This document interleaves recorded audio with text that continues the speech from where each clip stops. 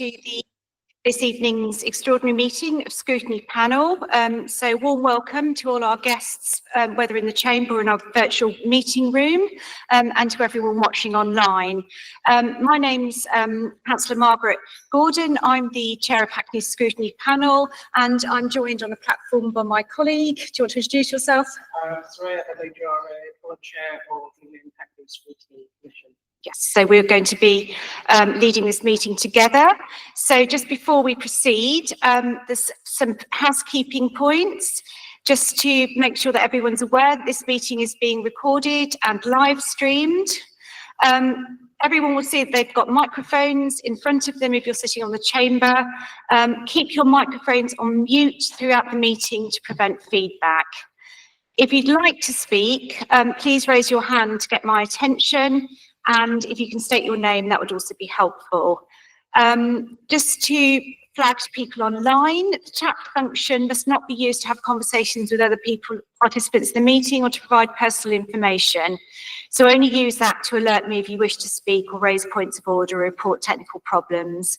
So just to note as well, this is a formal meeting of Hackney Council. Please note the press may be in attendance. So moving on to our published agenda. So item number 1 is introductions and confirmation of the appointment of the chair and vice chair.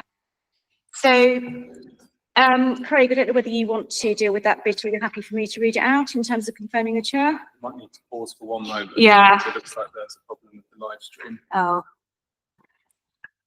Okay, sorry, we're pausing. To people in the chamber, we're pausing.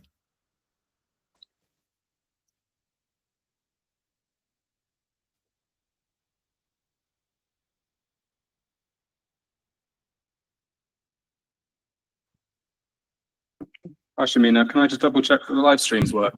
Yeah, I'm just looking into it. Just give me a second. Thank you. Thank you.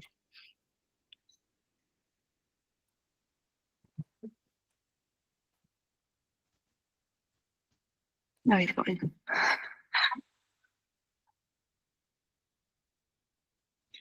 Okay, I'm gonna have to use the backup live stream for the scrutiny.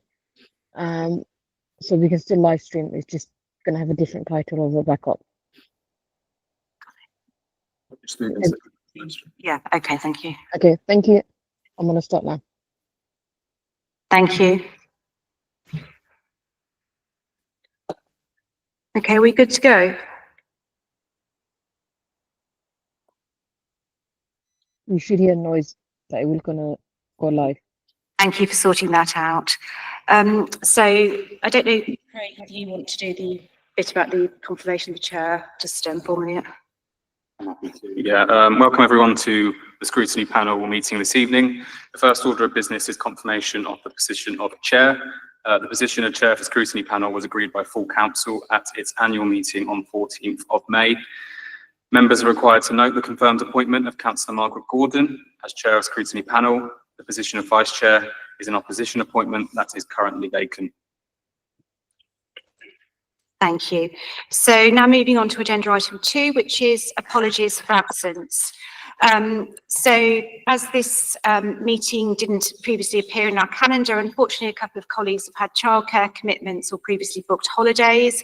So I've had apologies from Councillor Ben Lucas and Councillor Ben Hayhurst. Apologies for lateness from Councillor Caroline Selman, and we've got 3 members attending virtually: Councillor Sophie Conway, Councillor Claire Potter, Councillor Ifris Samater. Are there any other apologies? Sorry, there's an issue with live stream. Issue with the live stream still. I am very sorry. Apologies, I'm just looking into that now. No, don't worry. It's thank you for dealing with it.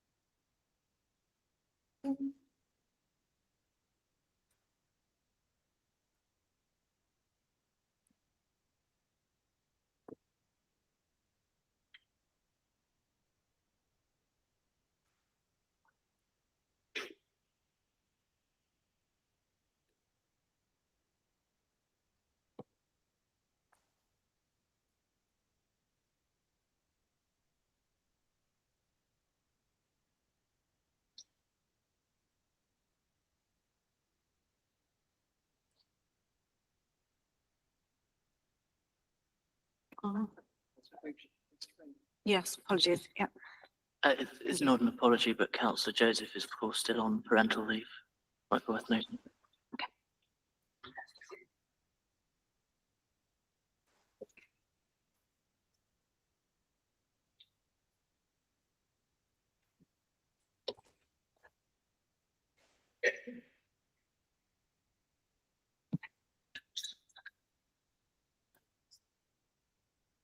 Yeah. Okay. All right. Say the live stream. Go ahead. Yeah. Okay.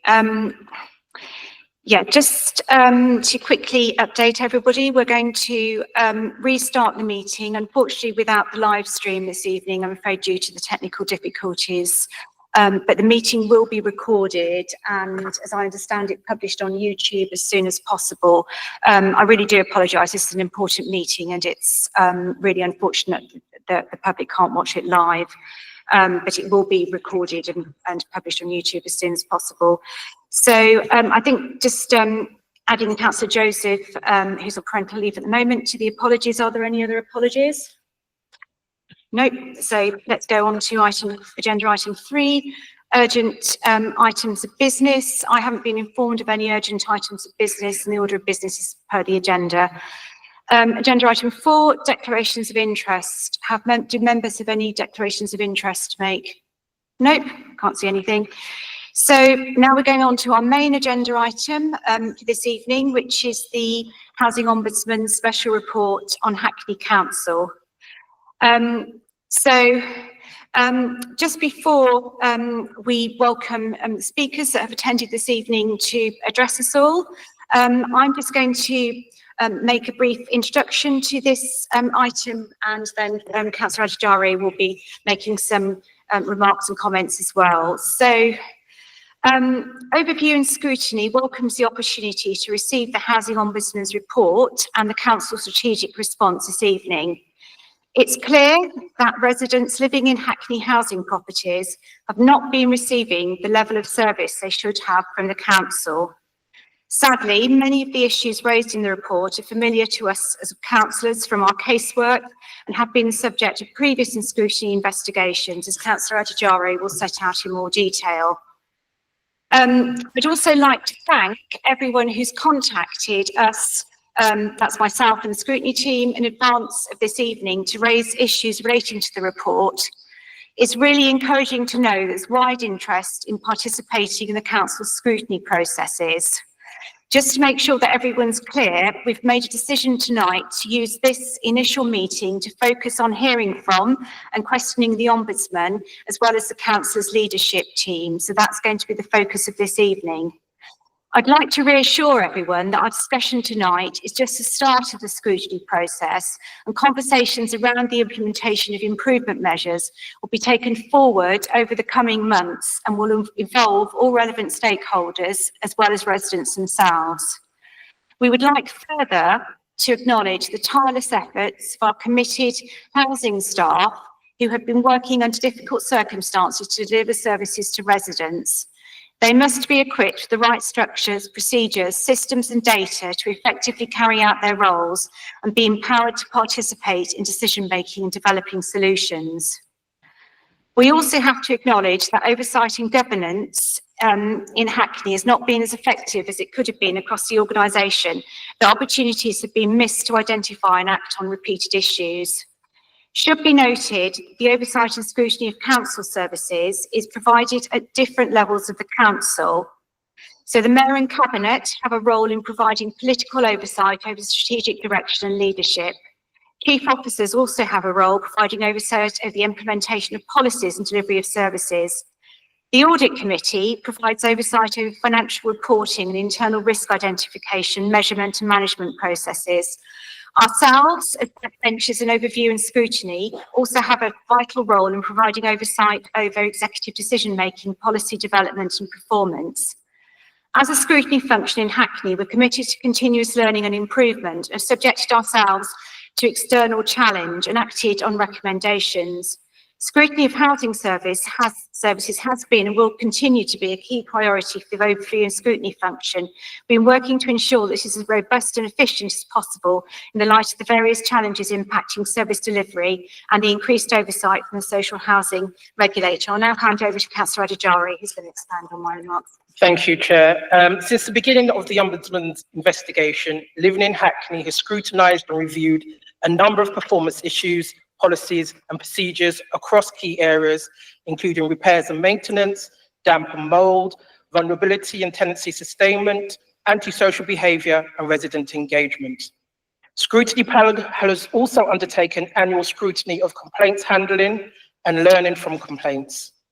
We agree it's important that going forward, we're provided with timely, transparent and insightful information and data to effectively carry out our ever-important role and keep a focus on the causes of the service failings and their impacts. Living in Hackney will monitor the delivery of the action plan for how the recommendations made by the Ombudsman will be met and any wider learning and improvements made as a result. More generally, a number of plans are already in place to strengthen our scrutiny of housing services going forward. In terms of performance monitoring, we're pleased that a new corporate performance management framework is being introduced, which will support consistent performance reporting for services across the organisation, including housing. Once established, corporate performance dashboards will be reported to the scrutiny panel and the thematic commissions, allowing us to have a more informed view of performance issues and progress of delivery across the organisation. We expect the separate housing performance dashboard, which is in development, to also be reported to Living in Hackney. In terms of policy development and review, Living in Hackney will retain oversight of the housing services policy and procedure review schedule and, where appropriate, input into the pre-decision development process. We will also continue to monitor the efficacy of new housing policies and procedures after they've been implemented and escalate them where necessary. Thank you. So just to add to that, that decision has been made. The annual housing complaints report will now be considered in Living in Hackney, allowing us to consider the Commission to consider complaints holistically alongside performance monitoring and policy development. So I'll now move on to our main item. So the Housing Ombudsman, and I'd like to welcome the Housing Ombudsman, Richard Blakely, to the meeting this evening. Has carried out an investigation under paragraph 49, the Housing Ombudsman Scheme on Hackney's council services. The Ombudsman commenced their investigation in September 2023. Following the investigation, a special report was produced and published on the 22nd of May 2025. We also note the special report produced by the Housing Ombudsman is referred to the regulator for social housing for their consideration. The report, as well as being published, also forms part of the published papers for this evening, so anyone who needs to refer to it can refer to it there. So this meeting serves to officially acknowledge the Housing Ombudsman Special Investigation Report and the Council's strategic response to its recommendations and findings. Once we determine our next steps, there will be further opportunities to participate in the scrutiny process following this evening with this meeting with the Housing Ombudsman. So I'd like to welcome, in addition to the Housing Ombudsman Richard Blakely, the Mayor of Hackney, Caroline Woodley, Deputy Mayor Guy Nicholson, Dawn Carter-MacDonald, Hackney's Chief Executive, Ricardo Hyatt, the Group Director of Climate Homes and Economy, Steve Waddington, Strategic Director for Housing Services, and Bruce Duval, the Assistant Director for Business Intelligence, Elections and Members Services. I'd now like to invite Richard Blakely to commence his presentation. Mr. Blakely, welcome to the meeting. You have 20 minutes for your presentation, and then I will be asking for a response from Hackney's executive, from the Mayor, Deputy Mayor, Nicholson, Dawn Carter McDonald, and Ricardo Hyatt, and you have around 15 minutes in total. So the floor is yours, Mr. Blake. Thank you for coming.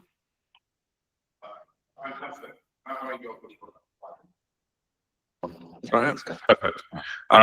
Thanks very much, Chair, and thanks for the opportunity to contribute to your meeting. It will sound really pedantic, but only because my mother will care a lot. It's Blake Way rather than Blake Lee for my name. But don't worry, you can only read what you've got on the page. We've undertaken a number of investigations into social landlords, both in London and in other parts of the country over the last few years, using our powers under our scheme. It's paragraph 49 of our scheme, which allows us to do a further investigation. This is the first time where we've had an investigation relating to a local authority where we've had an opportunity to talk about our report with the scrutiny panel. And I think that's a really strong reflection of the engagement of the borough in the work, in the issues, and certainly through the work that we did during the course of the investigation, we found, I really want to emphasise how constructive we found working with both the Mayor, the Cabinet, and the officers. Very constructive engagement, very open, transparent listening, and I think that's you know when you initiate one of these investigations, it's you can get very human responses to that. It's not it's not something that people will be dancing around the office about. So I think it's a real reflection of the attitude and focus here, and I do really want to emphasise that. The purpose of us undertaking these investigations is, whilst our primary role is resolving individual disputes, obviously as an ombudsman service, we also have a responsibility to look at the causes of complaints and why are we seeing complaints, identify patterns and be proactive about that and try and prevent service failure happening. When people come to us with their complaint, they obviously want things put right for themselves, but they also want to ensure that other residents, their neighbours, don't have similar experiences, and they obviously don't want it to happen again to them. So it's really important that we seek to join the dots between our casework and seek to engage with landlords where we do see issues happening. You mentioned, Chair, that the report itself is part of the pack for this evening, so I won't, people obviously can read the 50-odd page report themselves, so I'll just highlight a few things, going through why we did it, what we found, and what we recommended. So kind of three parts to what I'll say. Why we did it. Every 2 months we analyse our casework to see what traffic we have to us, what are we seeing coming to us. And we did identify the landlord as an outlier, for a few reasons. The overall maladministration rate, the maladministration means not following kind of policy, practice, or obligations in the way that a landlord should. Our severe maladministration rate, so that's where we have cases that have the most impact on the individual, which was higher in relation to in some areas than we would see elsewhere with landlords, and some of the individual cases themselves, and the events which had happened in those cases. So those are the reasons to undertake the investigation. What did we find?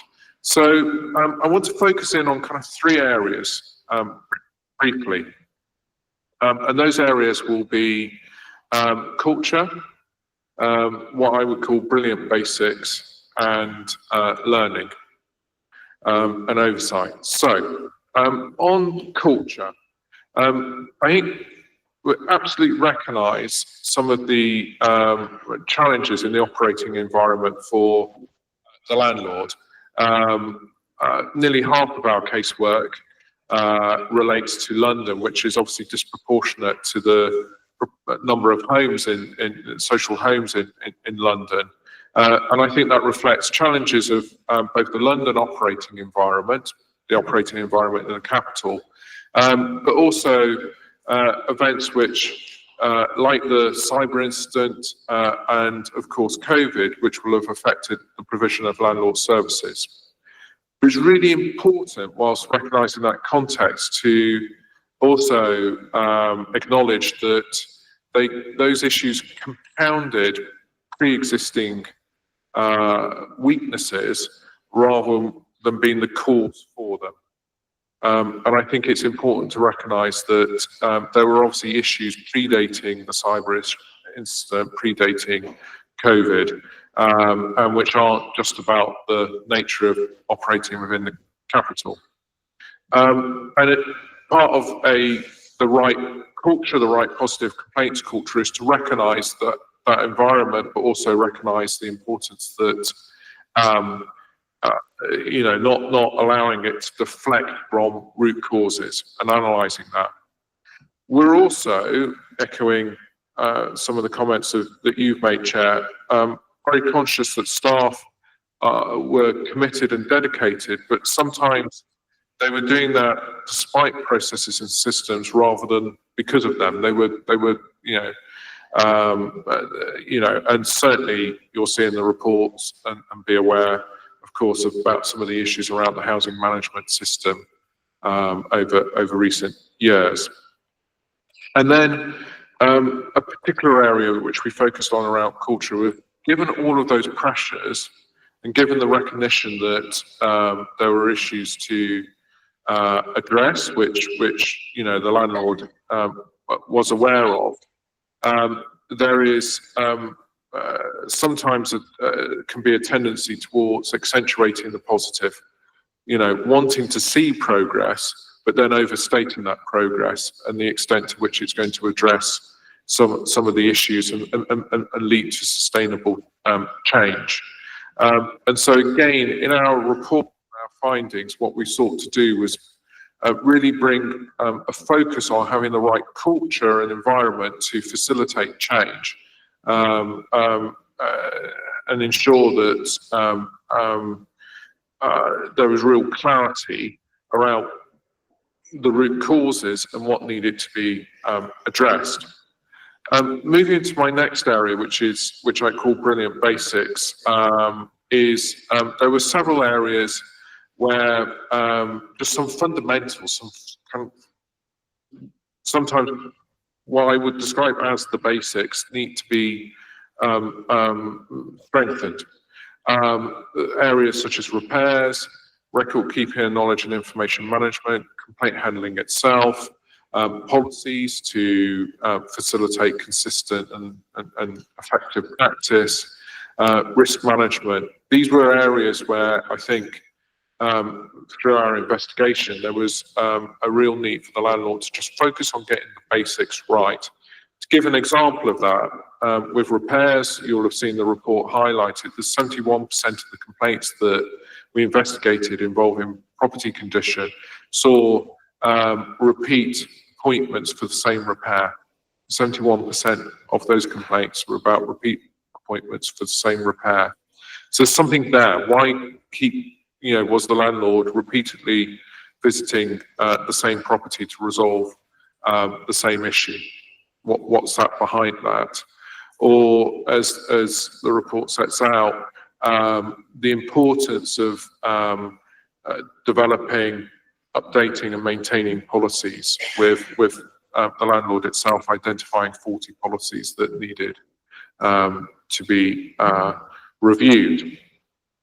And if I move on to the third area, which is around learning and also the importance of governance in terms of supporting the learning culture.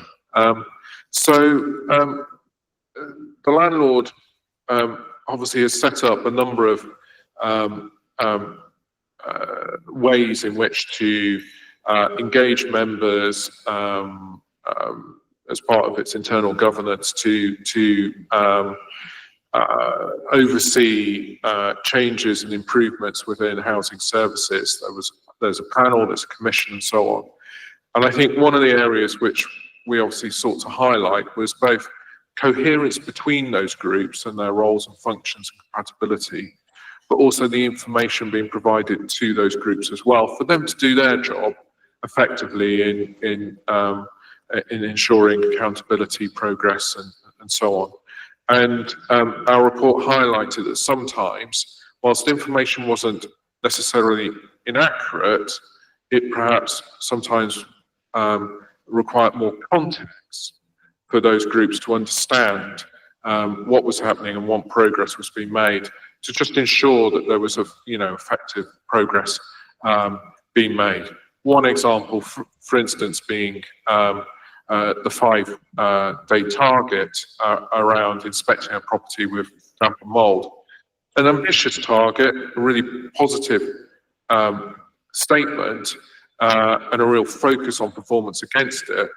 But inspecting is one thing, resolving the issue is another, and perhaps less information in the context of, well, then what next, what happened next, and what progress was being made.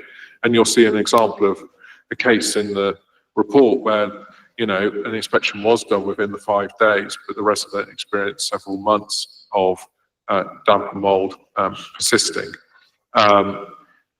So when and then in addition to the information, in addition to the coherence around the various groups, it's then that active application of learning and the real value that complaints offer to support learning. The landlord has 70 contacts, I think, per month from residents. That provides rich insight.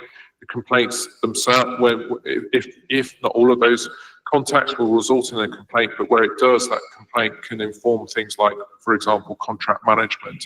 So it's having a really strategic approach, a structured approach to applying learning from all of that insight and intelligence to drive improvement and understand when changes have been made, are they having the outcomes anticipated? Are they producing the results that the landlord needs?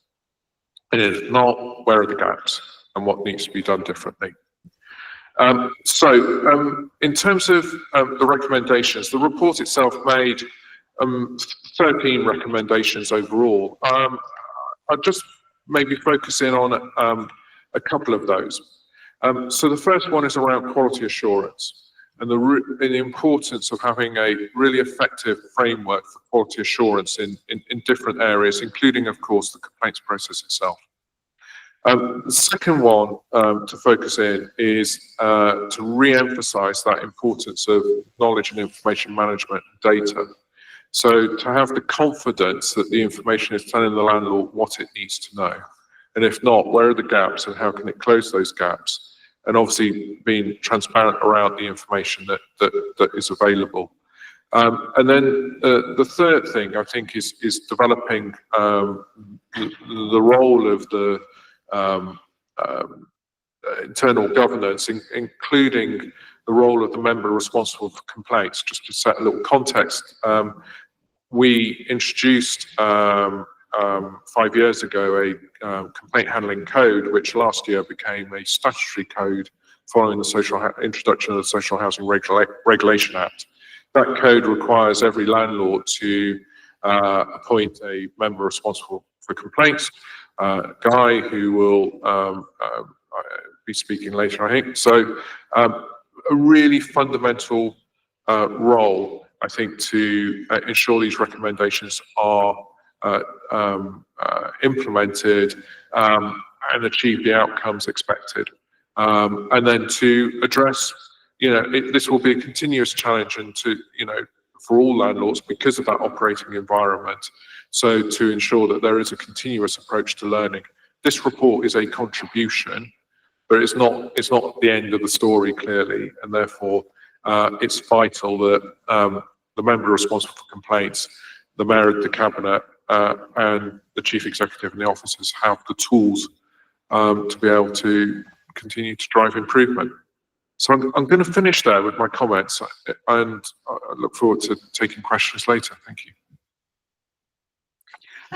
Thank you. You finished beautifully in time, so that's great. So before we proceed to questions, I'm now going to invite a response. Mayor Woodley, I don't know whether you want to start responding on behalf of the executive, and then I think we're going to be hearing from Deputy Mayor Nicholson and the Group Director, Ricardo Hyatt. Thank you. Thank you, Chair. I think I just want to say I do welcome the fact that Richard Bateway's taken the time to join us here tonight, and also thank him for his candour, and recognise the points raised around culture, strengthening the basics, repairs, record keeping and complaints handling. And in terms of learning and oversight, I just want to say I agree with your opening remarks on the importance of supporting our staff, and that means providing them with the structures and systems that are fit for purpose. And also agree with Councillor Adegere about the importance of timely and transparent data, including management of complaints. We've obviously accepting the recommendations in full. And I suppose just to reflect on having come in as Mayor, in November 2023, how important it was to me at that time to bring some stabilisation to the council, to appoint Dawn as the chief exec, and we got straight into the business of getting under the bonnet, whether that's through the corporate peer challenge, through engagement with the regulator, engagement with yourself, Richard and your team. I think it's important that I do acknowledge the work of Councillor Mackenzie, that he tried to do around the resident engagement strategy and introduction of a resident scrutiny panel. But yes, I have indeed brought in my Deputy Mayor in recognition of the seriousness of what has been brought forward in this report, that I need a senior colleague to expedite the action plan and to ensure it's implemented well. And that, will essentially continue to retain a focus on housing. It's one of my mayoral priorities, housing and homelessness, and the impact that has on our residents.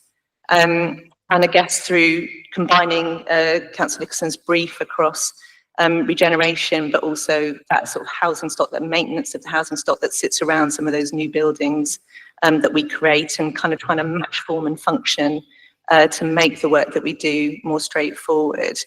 So I think that the most important point that I want to make is that we take the report incredibly seriously.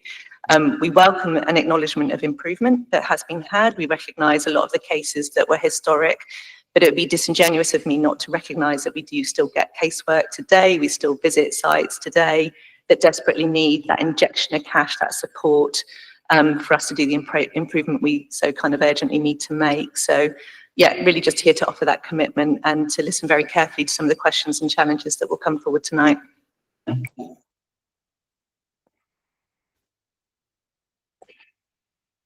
Yeah, thank you, Chair, thank you. And likewise, if I may just sort of kind of obviously fully support and echo the sentiments expressed by the Mayor, and also just thank the Ombudsman, Richard, for this quite forensic report. And I think the Mayor has sort of eloquently described my role and my kind of focus and the challenge that is before, well, not just myself, but I think as you have also described well, it is all of the elected members, irrespective of party, and a focus for the corporate side of the council too. I have to say, I do see this as a great opportunity, and I do thank you for bringing forward this report, because it brings about a very sharp focus and a kind of very sobering reminder about what we're all here to try and achieve, whom we're trying to achieve it for, i.e. the residents that this particular service is focused on. Providing what we all want to be, kind of providing a good life, a prospering life, and a healthy life. So from that perspective, Richard, I'd like to thank you for bringing this forward. I do not underestimate, personally speaking, the challenge, but it is an incredibly helpful kind of list of interventions and actions. And what I'd like to do, if I may, Chair, is just pass over to Ricardo, to the Group Director, to perhaps just sort of take forward the thread of immediate response of the council, the action plan that will be coming forward for the council to adopt and implement, which is well underway already, but formally will come forward in the next month or so. for formal adoption, and for that ongoing programme of work, improvement, basically, and support for all of those really hardworking members of staff that you also referenced, who are part of one of the largest services in the capital, delivering for residents and for social tenants. Thank you. Thank you, Deputy Mayor Nicholson. Yeah, Ricardo, you go ahead. Thank you.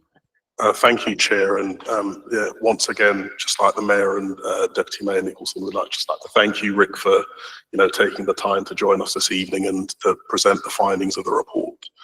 So, following on from the theme of Councillor Nicholson's response, just really want to reiterate the opportunity that we see here in taking the report to refresh and reinvigorate our improvement journey. To continue to work with the Ombudsman in as transparent as an open way as possible, and to also ensure that that transparency bleeds into the information and the engagement that we have with our residents, but also with the scrutiny function in the council. Looking forward, as required by the report, we will be looking to publish our action plan within 3 months of publication of the report, so fairly soon. And have already started to engage with your officers within the service, Rick, and we will continue to do that and agree a monitoring period going forward. Internally, there's already really good work on the way to shore up, and also in consultation with the regulator of social housing, how we assure delivery and our performance. As a landlord, we've got, as well as the Housing Ombudsman, we've got the regulator of social housing to engage with, and also a building safety regulator.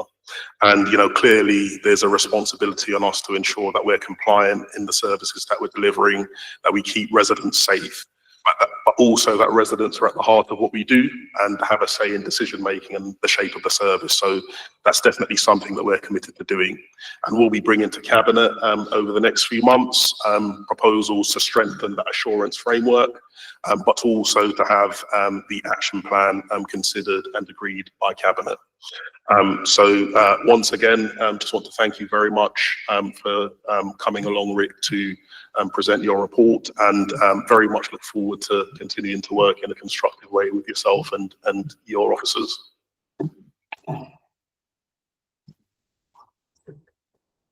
Thank you.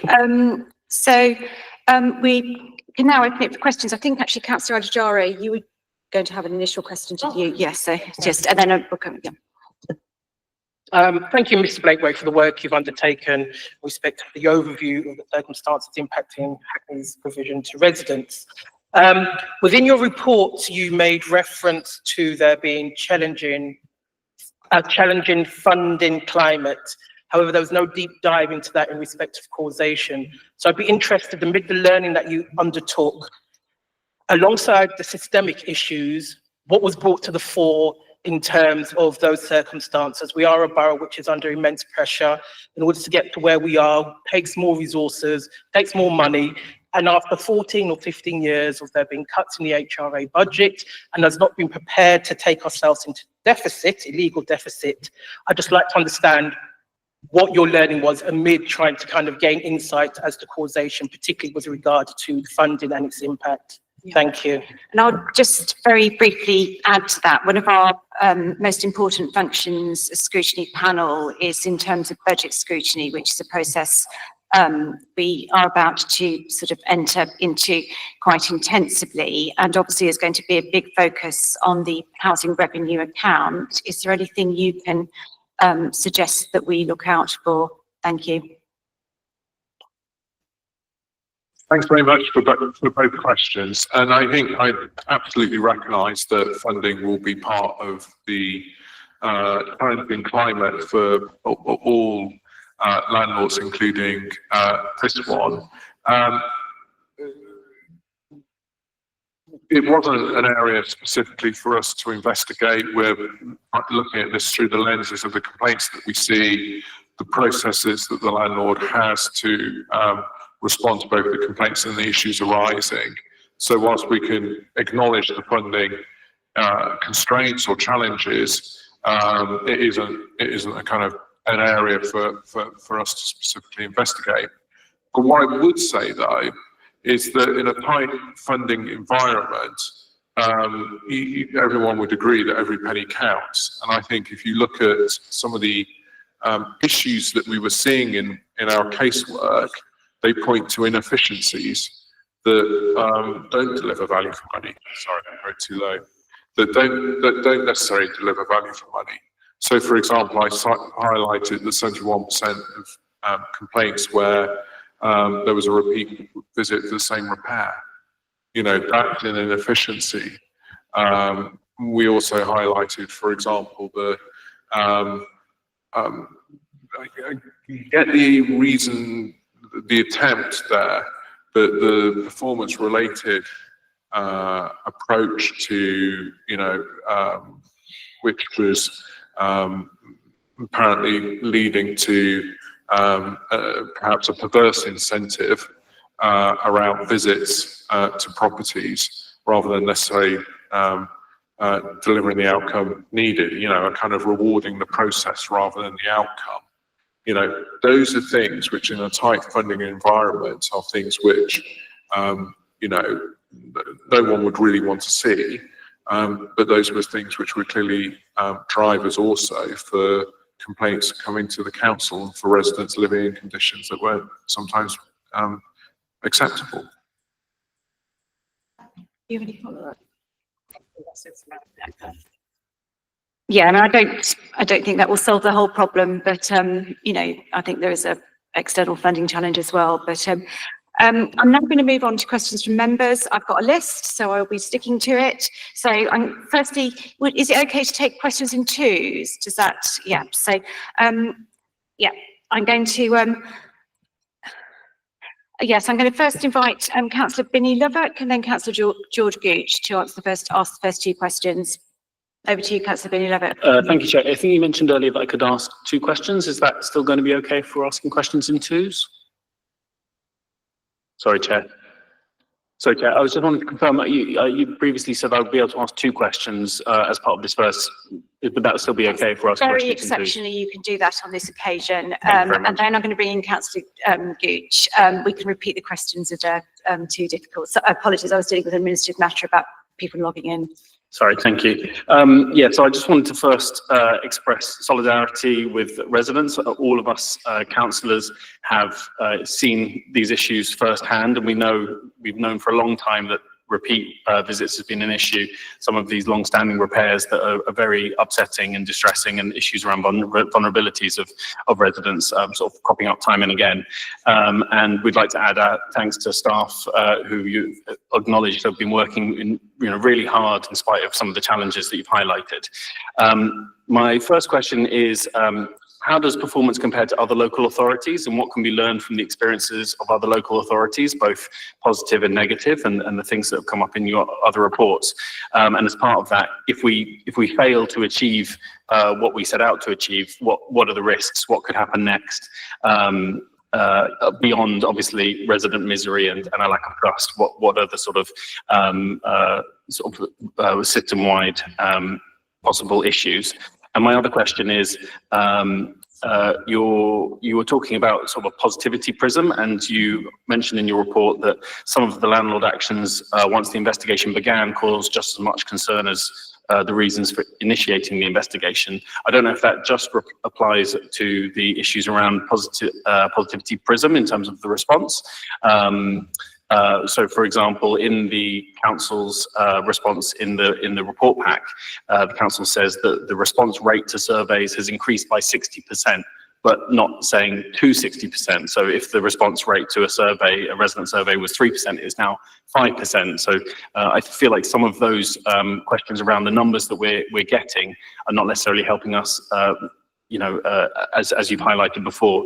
Additionally, I've been asking for data around the alternate dispute resolution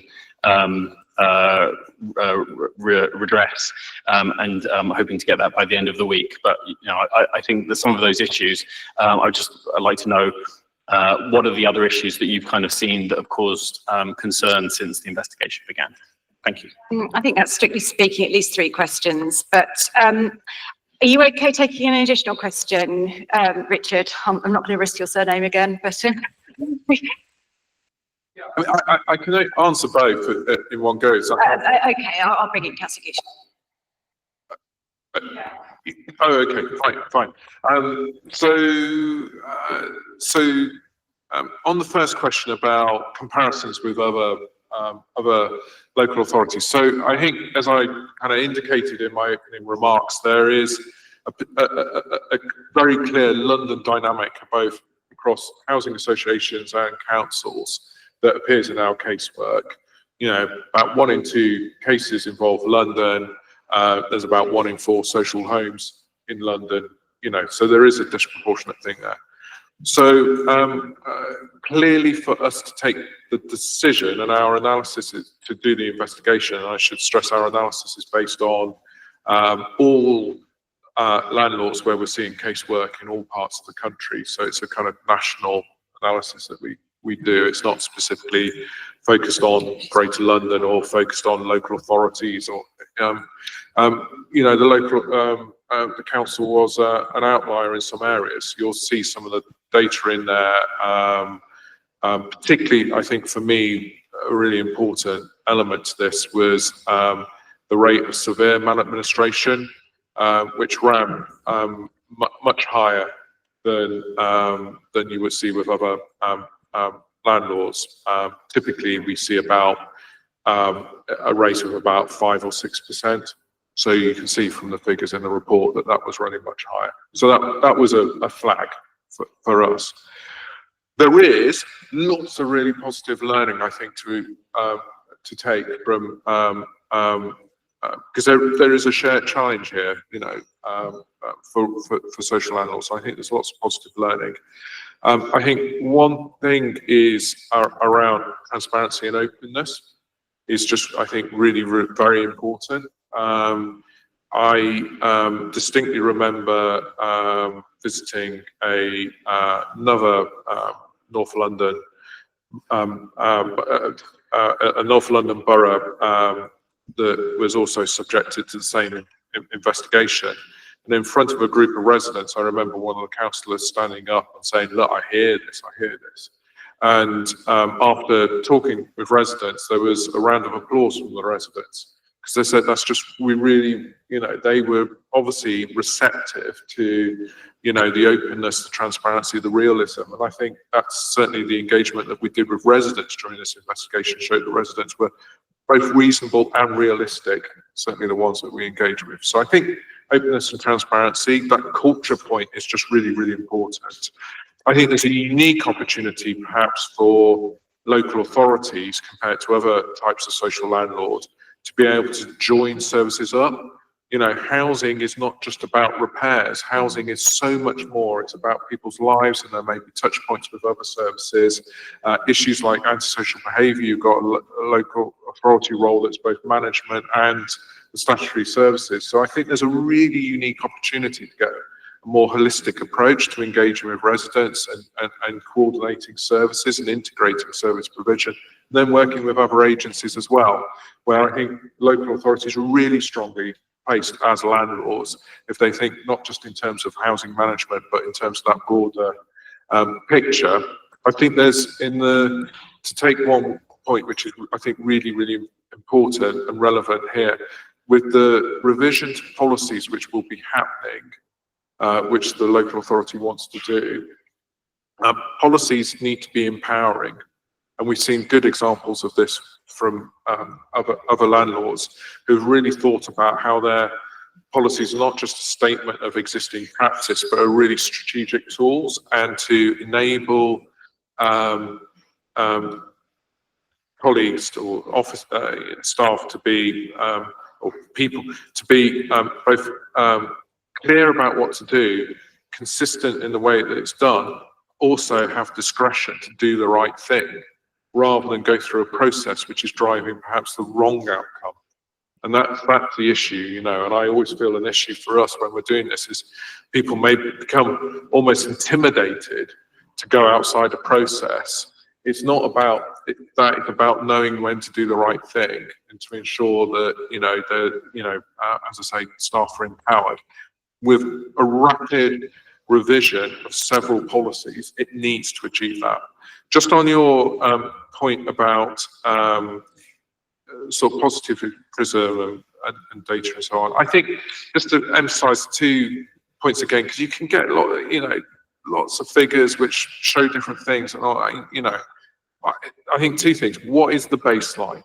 What is the baseline to then measure progress from?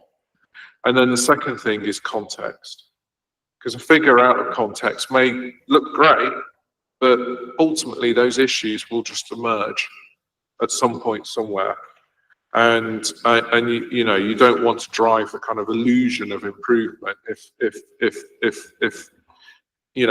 figures aren't being set in context. So those would be my 2 things: a baseline, what is the baseline, and what is the context?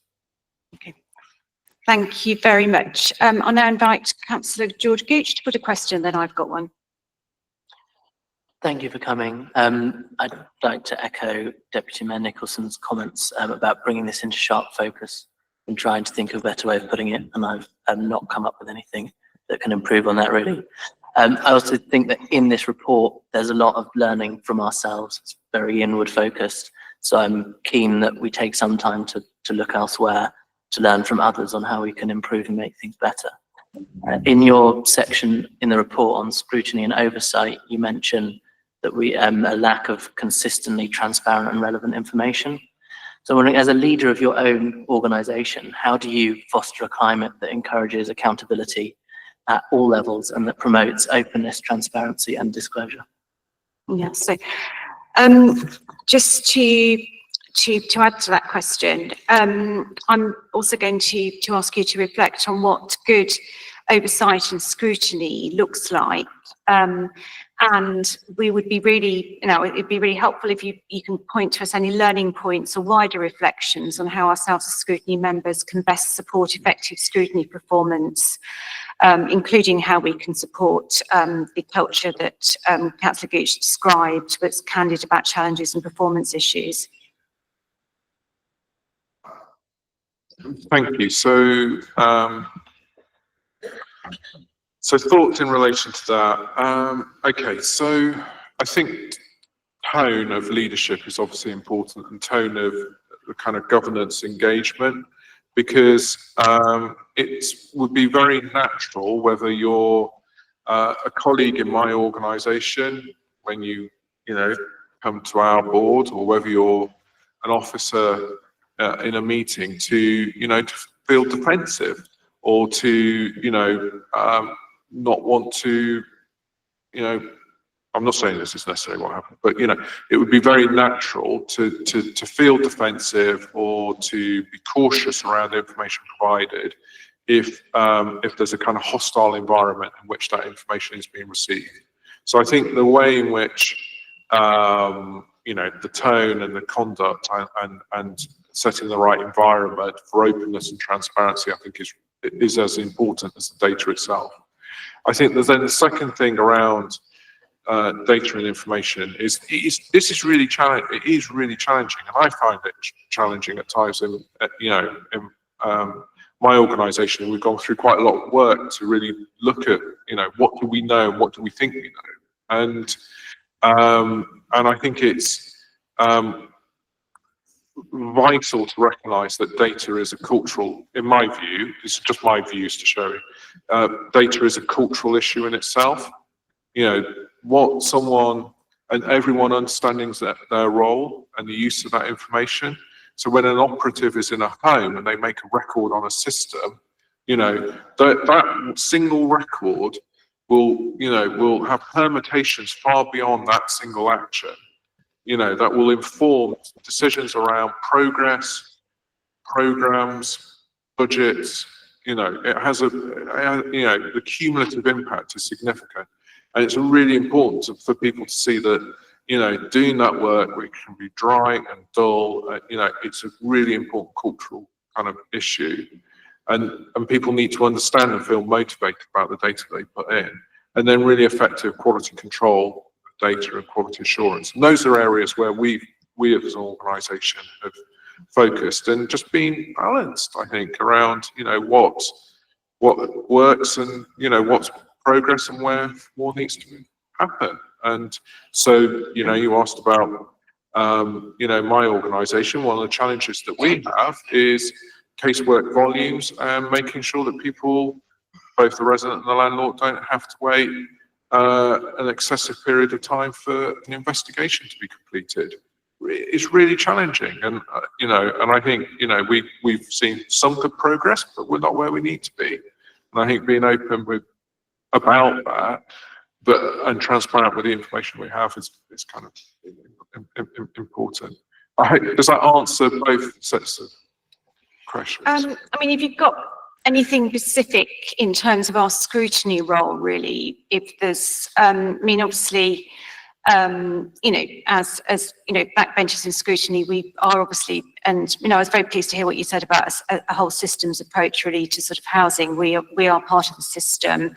I mean, is there anything specific that we can do in scrutiny? And that would be really helpful.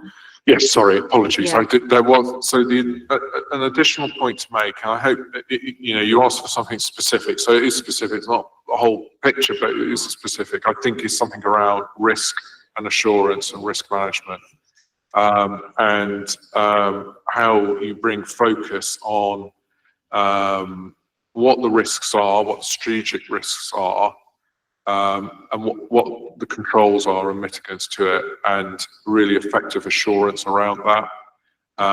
Because again, I think complaints, if I look in my world of complaints, I think complaints are a valuable source. They're not the only source, but a valuable source of insight. They've got a qualitative element to them.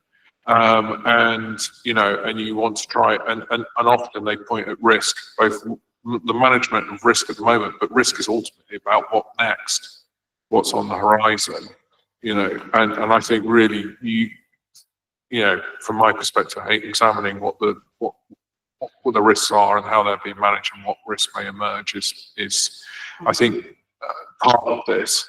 And you know, if you look in that report, there are specific risks which, you know, need to be addressed. So, for example, hazards in a property, quality of information on residents and household circumstances, vulnerabilities. You know, these are all areas which present risk to both individuals but also the organisation.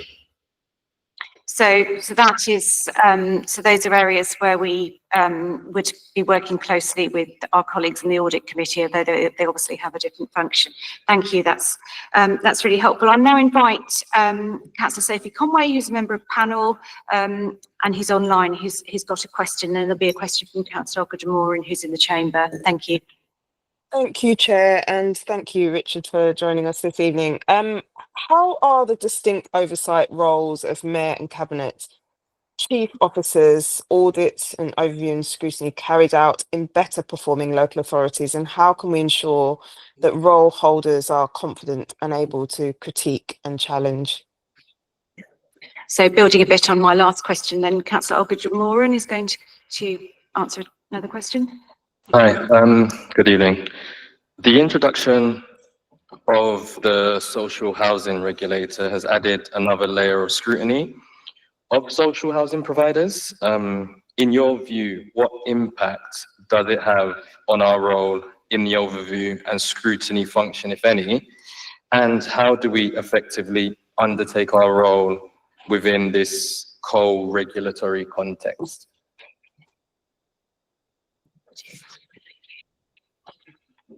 Thank you. Two really important questions. So, dealing with the first one around roles and responsibilities, you know, and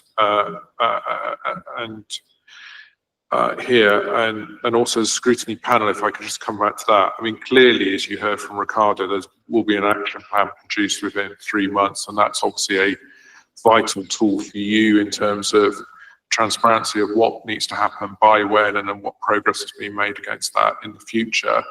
Recognise your comment about the separate function around risk and audit, but again, it's, you know, these issues will relate to that. So there's kind of how the inform.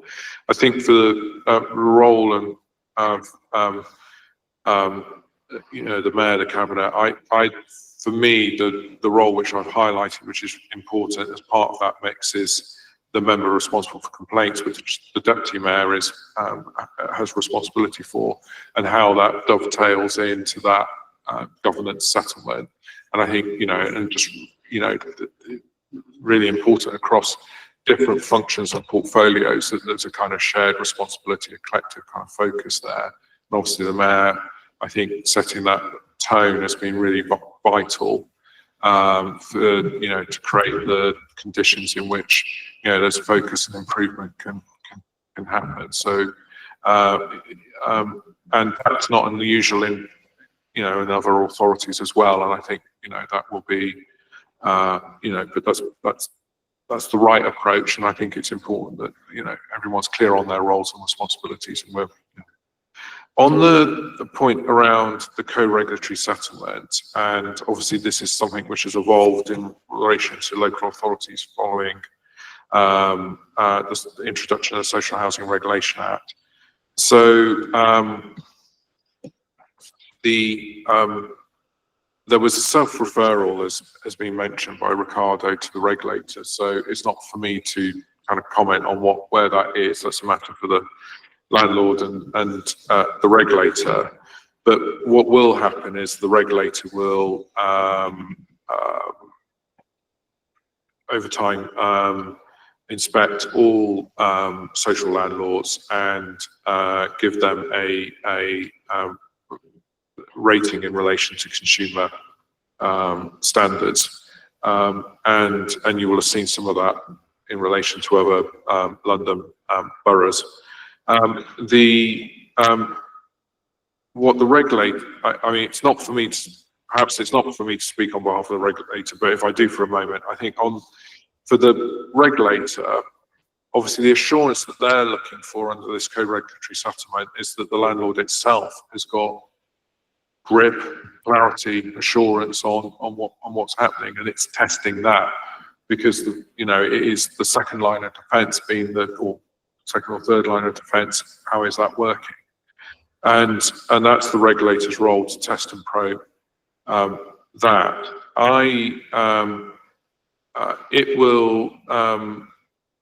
We have a memorandum of understanding with the regulator, and we have distinct and different roles, but roles which are also complementary. So we will share with the regulator this report. They will, have seen this report, and they will also receive some cases from us, which are referred. That's us fulfilling our function and our focus around both resolving disputes and then ensuring our complaint standards are being met and promoting learning from complaints. But the regulator itself then has its role to get assurance around the regulatory standards, and it will use this information to inform that. I think from the landlord's perspective, from all landlords' perspective, complaints can be a kind of canary in the coal mine. They could be an early indicator of something that's not working the way that would be expected. Responding to that, not missing the opportunity, I would suggest, allow a landlord to offer both assurance to its own governance, but then assurance to the regulator when the regulator seeks it. So I think it's a real opportunity to use complaints, as a tool to offer assurance in that broader context. Thank you. That's really helpful. I mean, obviously the purpose of all regulation is to provide assurance for service users in terms of the service they provide, and improvement if necessary. So it's not just, as you say, it's not regulation for the sake of regulation. So okay, I'm now going to invite Councillor Zoe Garbett to ask a question, followed by Councillor Potter online, if you're still okay connecting. Councillor Potter, I know you've had some challenges. Thank you, Chair, and thank you for your responses so far. So I've got a question about how confident you are that the actions are going to be acted on with urgency, and then to probe a bit further into that, You made some comments, and I don't think they've been discussed here yet, about the poor reporting around vulnerability and protected characteristics. And I know you referenced that you've seen the additional needs policy, but you reference it as being a good start, and I just wondered where you think that more improvements needed for that one, and if you've got any concerns in the delivery of the actions about the restructure of the tenancy team that's been proposed, and if you think that will cause any difficulties with the improvements that are trying to be made at pace. Thank you. Okay, so I'm not sure that the Ombudsman will be able to comment on all those questions, but I'm sure he'll do his best. So can I just invite Councillor Potter to put her question now? Thank you. Thank you, Chair. This is the question to council officers, and I apologise because I did miss the presentation. I came in as questions started. So the question that I wanted to ask was about the action plan development. So how will you engage with residents, staff, elected members and external experts, including the Housing Ombudsman, in developing the action plan, and how will you ensure that the improvement measures are realistic, deliverable and outcomes focused? I mean, I'm really keen to hear, particularly with staff, how you're engaging with staff.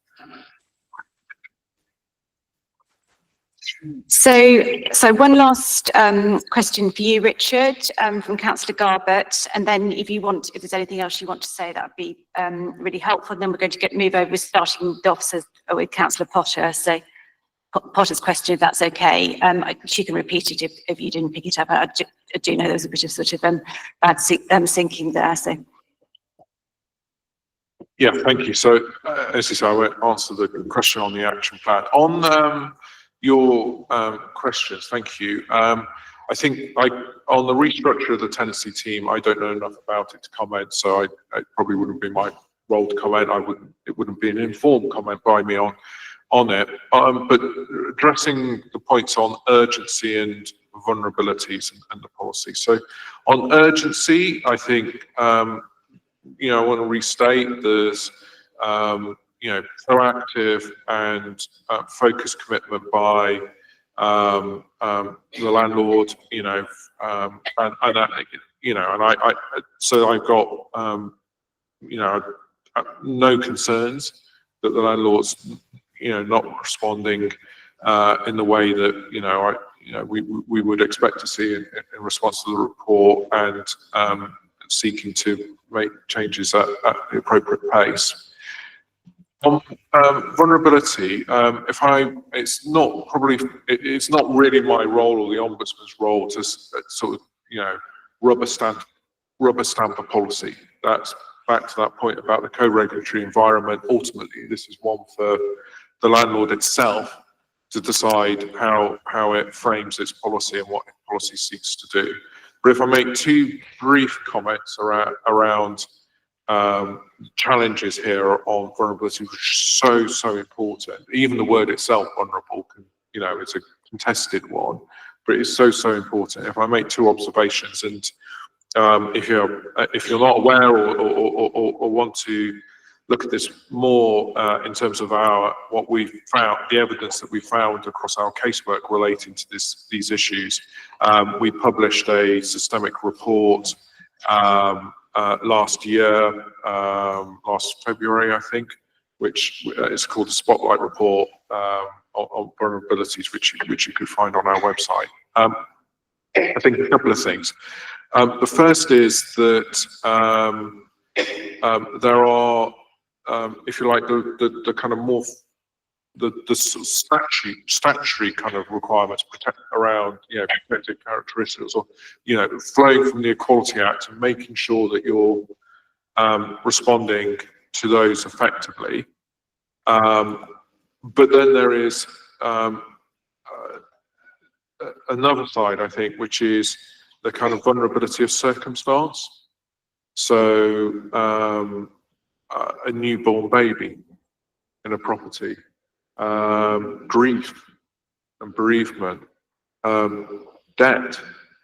These are all things which means that someone who wouldn't necessarily be considered vulnerable under the Equality Act, or having additional needs under the Equality Act, might need a service adjustment or a different response.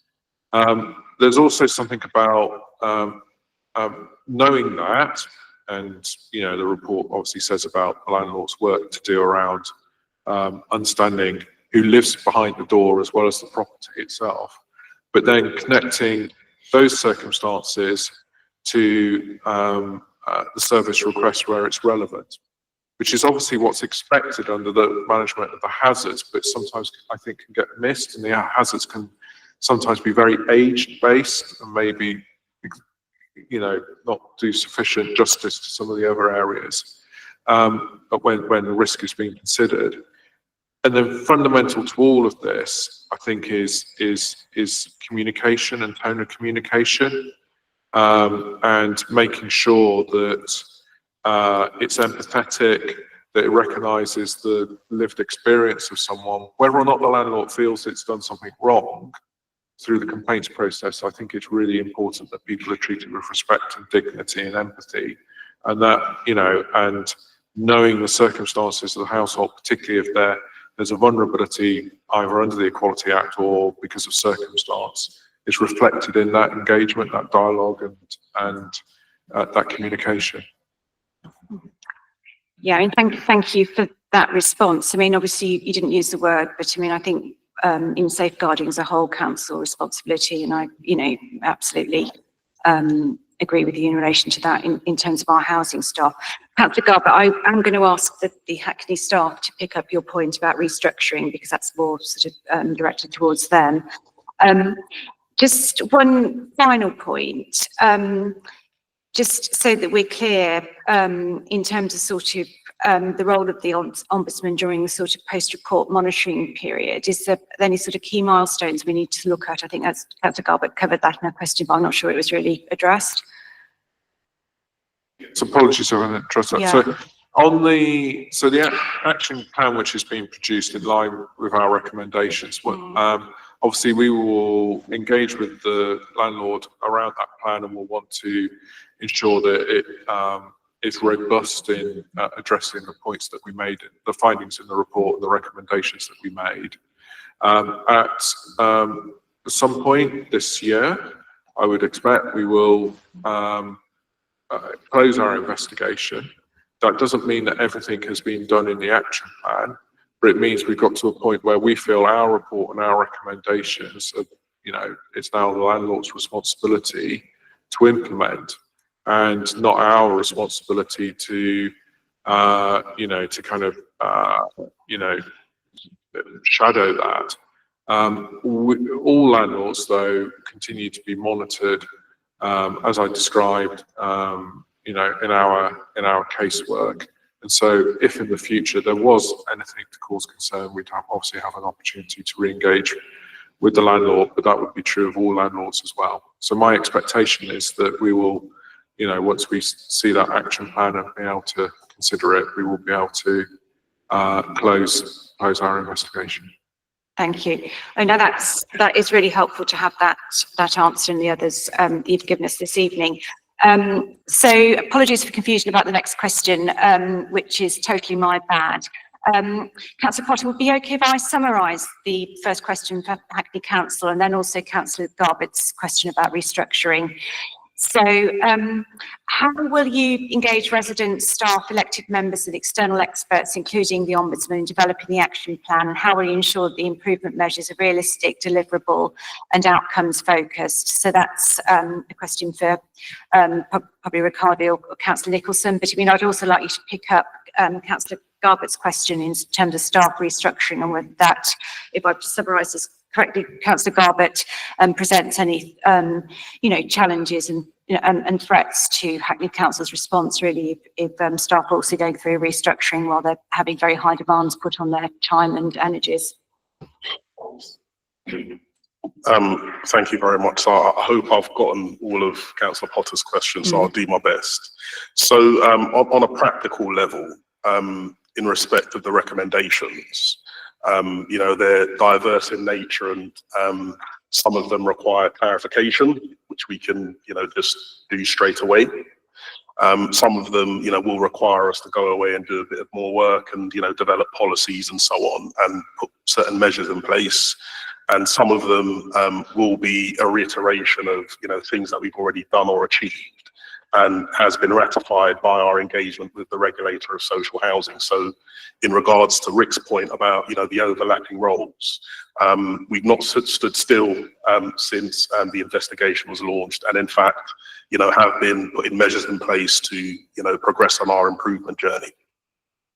That being said though, as I alluded to earlier, we will be taking a report to Cabinet within the next few months, just setting out how we will be progressing the action plan. There are things that, as I said, that require clarification that we can just do straight away, and we will, including, transparency around information on the ADR route on our website and so on, which we can do straight away. And in that, demonstrate progress with the Ombudsman. And we've already made contact and are planning to agree an ongoing monitoring period with the Ombudsman. So in that regard, we're hoping that that will continue to be a constructive mode of engagement. There will be certain recommendations that we will be putting new policies and procedures in place where we will be engaging staff internally. And beyond that, I guess the point I would make is, clearly we'd welcome a conversation with, yourself or Councillor Adajare or other members of the panel as to how, you can be a part of that. And in terms of our residents and, resident forums and so on, there is a definite commitment there to transparency and, sharing information as we go. Even though we do and are going to be putting some of these policies and changes in place, I think there's two important points to recognise. So firstly, some of it's very internally focused and about, processes and, templates and so on and so forth. I think the important thing with residents is us explaining and demonstrating what impact that will have on the service they receive. So from an engagement perspective, I think that's going to be an important point for us to demonstrate with our residents. And if we do need to tweak and change things as we go, then we will. Because, ultimately, as I said earlier, it's important that the residents, have a voice and, there is some accountability in there from our perspective in making that happen. Hopefully that answers Councillor Potter's question. In regards to the restructure, so I'm not going to go into specifics because we're in the midst of a process as we speak, and it wouldn't be appropriate for me to do so. What I will say is there is a huge amount of change that we need to undertake and move forward in regards to the service and restructuring the service in recognition of the operating environment we're in, the regulatory requirements, and most importantly, the needs of our residents is crucial. And we're doing it for no more reason than that. I do want to take the opportunity though to recognise the hard work and dedication of many colleagues in the service. As Rick has outlined, there are many sort of long-standing, structural and other issues that, we've been contending with. And, I'll be the first to hold my hand up and say that colleagues and staff haven't always had all the tools and equipment and the requirements and the policies to do their job. But as alluded to by Councillor Nicholson and myself and others earlier, this is a real opportunity now to, take on board the recommendations and use it to catalyse and accelerate our change programme, because that's what we have to do. So yes, so we're now going to move on to the next two questions. I've got another question from Councillor Ogademoran and then a question from Councillor Binny-Loverk. So those are the next two questions. These are directed at Hackney Council. Thank you. Thank you. How will the action plan be driven forward through clearly defined political and corporate leadership and clarity around responsibilities and accountabilities? And then are governance and oversight arrangements sufficiently robust and transparent? I'm just going to slightly interfere with the order here, actually, Councillor Garber. I think that might be a good point for your question, if you want to put it. Sorry for ambushing you on that. The question you emailed in earlier about responsibilities of Deputy Mayor Nicholson. That was cancelled. Oh, Turbot to loss. Yeah. Councillor Turbot Delloff, I think it'll probably be a good point. It's a good point in terms of the sort of issues we're dealing with, for you to put that Thank question you. if you'd like to. Sorry for the very short notice. That's all right. Yes. We're good colleagues here. Thank you very much. And yes, I just want to make clear that my question does not in any way imply the quality work of Deputy Mayor Councillor Nicholson, not at all. But after what we heard tonight, I feel even more worried about the amalgamation of two very heavily busy full-time posts into one. Hackney residents, I feel, deserve to have one standalone housing cabinet, and also potentially just, we believe that there should be a housing scrutiny commission specifically to manage all these recommendations. So my question is to the mayor as to what is the justification for amalgamating two major portfolios, very busy roles, into one? Thank you. Councillor Binnie-Lovick, if it's okay, I'll bring you in the next round. We'll just focus on those two. So I'm not sure who wants to take those. So yeah. So the mayor's going to start. So maybe you've got it in. Yeah. I'll pick up the point about the amalgamation of the sort of regen planning and housing management brief, and it is not the job of any cabinet member to go out and do all the operational work. We shouldn't have to be overwhelmed with those duties. The job is to have oversight and put that governance in place, to have a very experienced councillor with that oversight who understands where the challenges are, is in my opinion the right thing to do. And because I think one of the challenges we've got with the new building that we're doing is that they're mostly on infill sites, they're on garage sites. And if we're building new buildings on estates where we are very aware that the stock around them is suffering, and we have different systems, different, pipes and boilers and all of that, then we just need someone who can bring that form and function together so we don't have repeat visits when contractors come out. So my entire intention is to have a more joined up service overall and joined up oversight, so we're not constantly pushing residents from department to department, and I think that's the right thing to do. Deputy Mayor Nicholson. Thank you, Chair, and thank you, colleagues, for the questions that have just been coming across. And just, if I may, just build a little of what the Mayor's just shared, just in regards to the role first, which is, and also just picking up on Richard's comments from his sort of ombudsman's position about understanding vulnerabilities, understanding the needs of residents is crucial. And let's not forget that we're talking about 30,000 plus homes that are under the ownership of this council, this local authority. It is a significant social landlord. And the read across to those other services, really very, very relevant and very important. That includes the new build as much as it may do. Health services, for example, mental health services, environmental services, and the list goes on. That read across is really important, to have a single council approach to addressing some of those sort of problems and daily issues that are confronted by some residents. And that within this portfolio, I would suggest sits extremely well. You're absolutely right to reflect and comment on the scale of the portfolio. But it isn't just me. It is, as the Mayor has already said, it is a large team of professional men and women who sit from the top of the organisation, the top of the paid service, through to that frontline service delivery. And I think also just picking up on Richard's remarks about data and the use of data, the application, the gathering of data, and then crucially, the accessibility and the deployment of data. So already what's happening is the colleagues in the service are bringing forward the new IT system that will start to enable exactly that kind of the coming together. Now, this is obviously a longer term plan. This isn't going to happen in 12 months. The first phase will be in place by 12 months down the line from now, but it is a sort of a 3-year program. That program will be crucial in enabling the service and everybody working within it to respond to residents. Now, I would sort of say that actually I'm more than adequate, without blowing my trumpet too loudly, I'm more than adequate and experienced enough to be able to kind of embrace the depth and breadth of the portfolio as it now stands.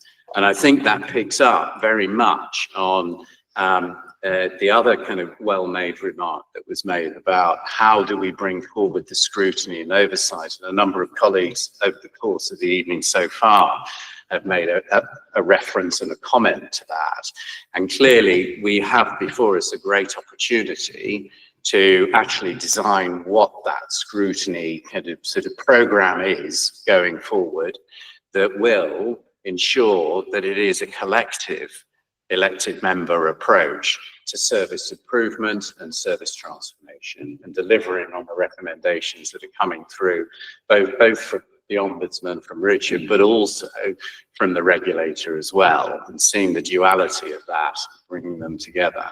Now, I think we have perhaps to go away from this evening and just sort of define and design what that sort of scrutiny, and by scrutiny, I'm meaning the scrutiny commissions themselves, yeah, what that scrutiny looks like. And I'm sure that Councillor Adajare, in her capacity as chair of Living in Hackney, will obviously lead on that, but it's sort of, we have an opportunity to really explore that, put that in place, alongside the reporting to Cabinet.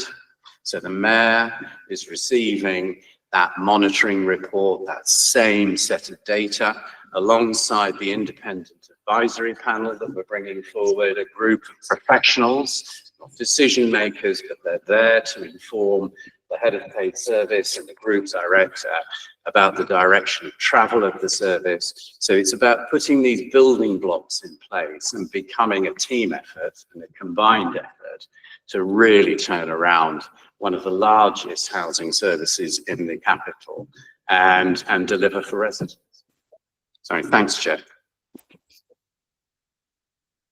Chair, can I just very briefly add something to that? Very quickly. Thank you, Councillor Nicholson. That feels reassuring, and I think you're right. We have an excellent opportunity to see how we go forward with the scrutiny, and as we heard from the Ombudsman earlier, the mistake, we don't want to fall into that mistake of repeating the same practices and getting the same result. So and I see heads nodding around the room. I think all of us in this room want the best for Hackney residents. I don't doubt that. But clearly the formula hasn't worked. So I really do, a message to the Mayor and everyone in the room, let's consider having a cross-party housing scrutiny commission that's dedicated to listening to all these recommendations and applying them. Thank you. Thank you. So I'm now going to invite Councillor Binny Lovack to ask a question. Please, next question. Thank you very much. It's good to know the sort of scale of the challenge and what we're up against, but I want to know if the level of investment and resources have been identified to support the successful delivery of this action plan, and how much of a risk is the increasing financial pressures on the HRA to that successful delivery. And obviously one of the other resources that we have to consider is sort of human resources. So I'd like to sort of go back a little bit to this point about the restructure of the department, and I know that's sort of in consultation, so we don't want to dig into that too much, but it seems strange that we would be doing that before having the policies and tools in place, or even the data. We're saying we're not having the data system in place for 12 months. If we haven't got the data to do that as and gain the basics right, then how are we able to sensibly do any kind of restructure without that information, or without knowing how we'll be working with proper policies and procedures and tools as well. Okay, so I'm now going to invite, I think Councillor Samater online has got a question. Thank you, Chair. I'm just, can you hear me? Yes, we can. Thank you. Perfect. My question is, could I ask what steps are being taken to address the current delays in complaint handling? And further, if the officers could tell us what might we reasonably expect a reasonably framework to be put in place for ensure consistency and improvements going forward. Thank you.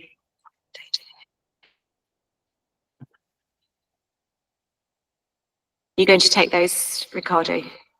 Yeah, making notes here.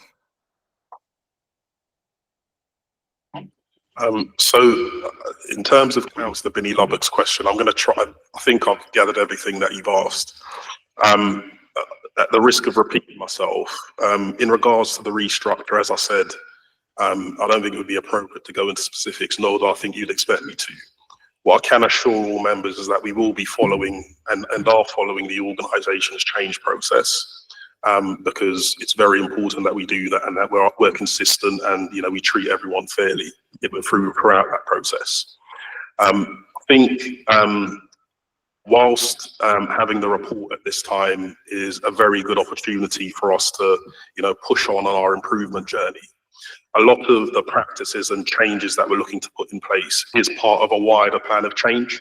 So, you know, we don't have to wait for a system to be in place to structure a service that we believe is fit for purpose in line with the regulations, in order to meet the commitments set out by the regulatory environment, but more importantly, the needs of our residents. So, you know, a lot of it, you know, is about systems and tools to do the job.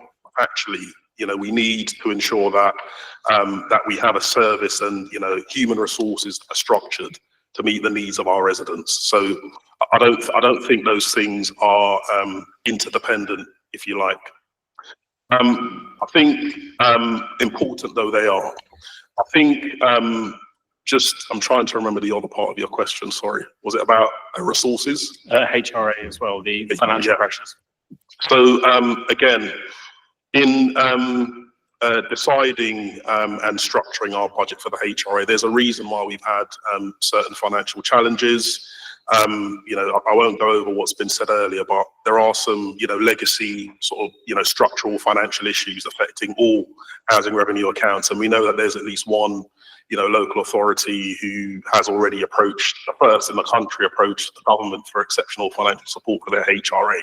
So it's very tough operating environment amongst all of the high levels of demand for our services, particularly responsive repair and other services. So we have to be responsible and cognizant of that and make sure that, you know, we are achieving value for money and spending money effectively to achieve the greatest impact. That being said, you know, we are still looking to invest significantly in our housing stock this year. As approved in the HRA budget earlier in the year, I think it's somewhere in the region of £48 million that we're investing, notwithstanding those financial challenges. And that's a recognition of, you know, the importance of continuing to invest in our stock to improve it for the betterment of our residents. In terms of additional resource required to deliver the action plan, I will sit here and say that I'm relatively confident that a lot of the measures and the work that we've already put in place, you know, won't require additional resource per se, because we've got the structures, you know, we engage with residents. We need to go that bit further. But actually, I think that there's a lot that we can do by way of updating policies and so on within the existing resources that we have. And in any event, when we talk about choices and how we spend money, those are things that we have to do.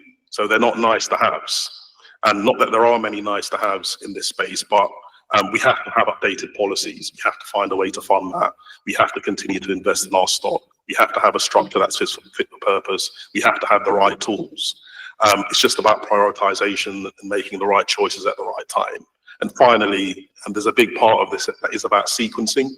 We're not going to be able to do everything in year one, but what we are committed to doing is setting out the full plan and, you know, tracking our progress as we go.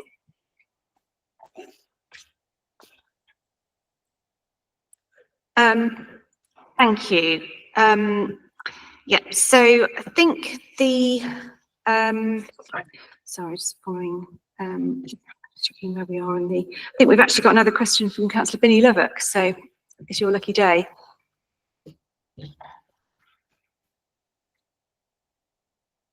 On performance monitoring, although I'd be happy to ask it if. I was going to bring you in, Councillor Rout, actually, as well, in the next round. I'll go ahead with the performance monitoring question, so apologies for any sort of confusion. So I think you have covered some of this. what do you have plans to put in place for ongoing review, analysis and understanding of performance? And where necessary for policy and procedures to be adapted, because I mean, I'm very mindful of the remarks by from Richard really about policies and procedures only being as good as the action that's taken from them as well. So I mean, obviously that does need to be a key area of focus. So how will outcomes be monitored, and how will you know what success looks like? I'm now going to actually invite Councillor Rout to add a question that she submitted previously as well. So there'll be two questions here. So thank you very much. My question is aimed at the Ombudsman, and it's because your report questions the function of the alternative dispute resolution process and whether it's... Sorry, Councillor Rout, can I just... It was aimed at Hackney Council because it does have some questions really for Hackney Council as well in terms of the dispute resolution process. So it's about the costs. It's about costs basically, and transparency is the gist of the question. Yeah. Oh, okay. Shall we just let the group director answer my question, then we'll come on to that, because I think Hackney Council might want to come in on that as well. Thank you.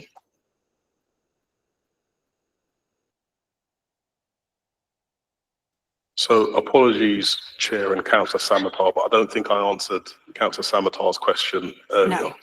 No. So should I?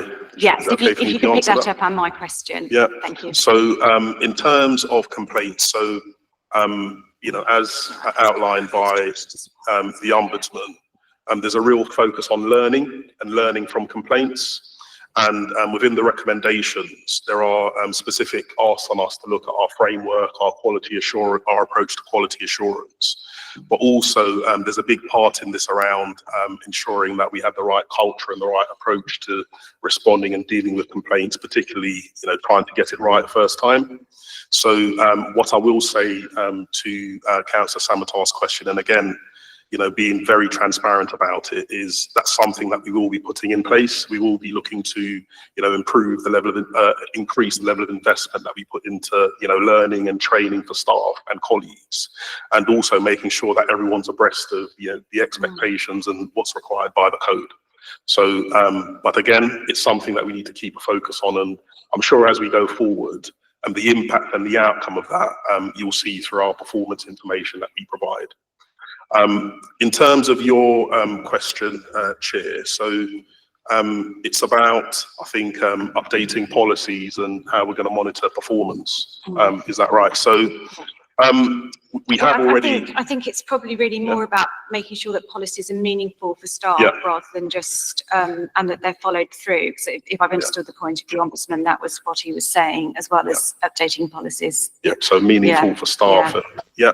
So there are certain things that, from a regulatory perspective, we have, from a health and safety, for example, that we have to make sure that we get right and has to be enshrined in policy. And, colleagues need to be abreast and to be made aware of that and, skilled up so that they know how to apply those policies. So we will have a program and have already instigated a program of work to refresh and update our policies, and, colleagues from within the service will be involved in that. But as I said earlier, it is about the impact of those policies. And I think Rick made an interesting point earlier about not necessarily, following the policy all the time to the letter of the law and doing what's right. And in looking to engage and have staff involved in the development of those policies. And there's something about, everyone having a stake in that. And, just making sure that we're getting it right and we're taking the learning back and, really ensuring that everyone has an understanding of, what the expectations are. Notwithstanding that, you could have the best policies in the world.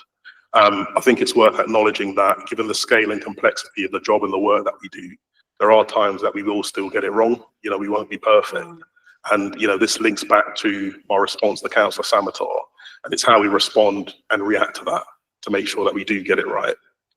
But again, I think there's an opportunity here from a performance monitoring perspective. I know this wasn't, the exact gist of your question, but we need to be fluid and to be agile enough, if we're not getting it right, for engagement from scrutiny, residents or others, to be swift enough to make changes. And, that's certainly something that we're very, very much open to doing. Okay, thank you. I noticed that the my colleague, the chair of audit, has just joined us online because she's been at a conference in Manchester. So I know that you've partially covered this in terms of updating our sort of risk management.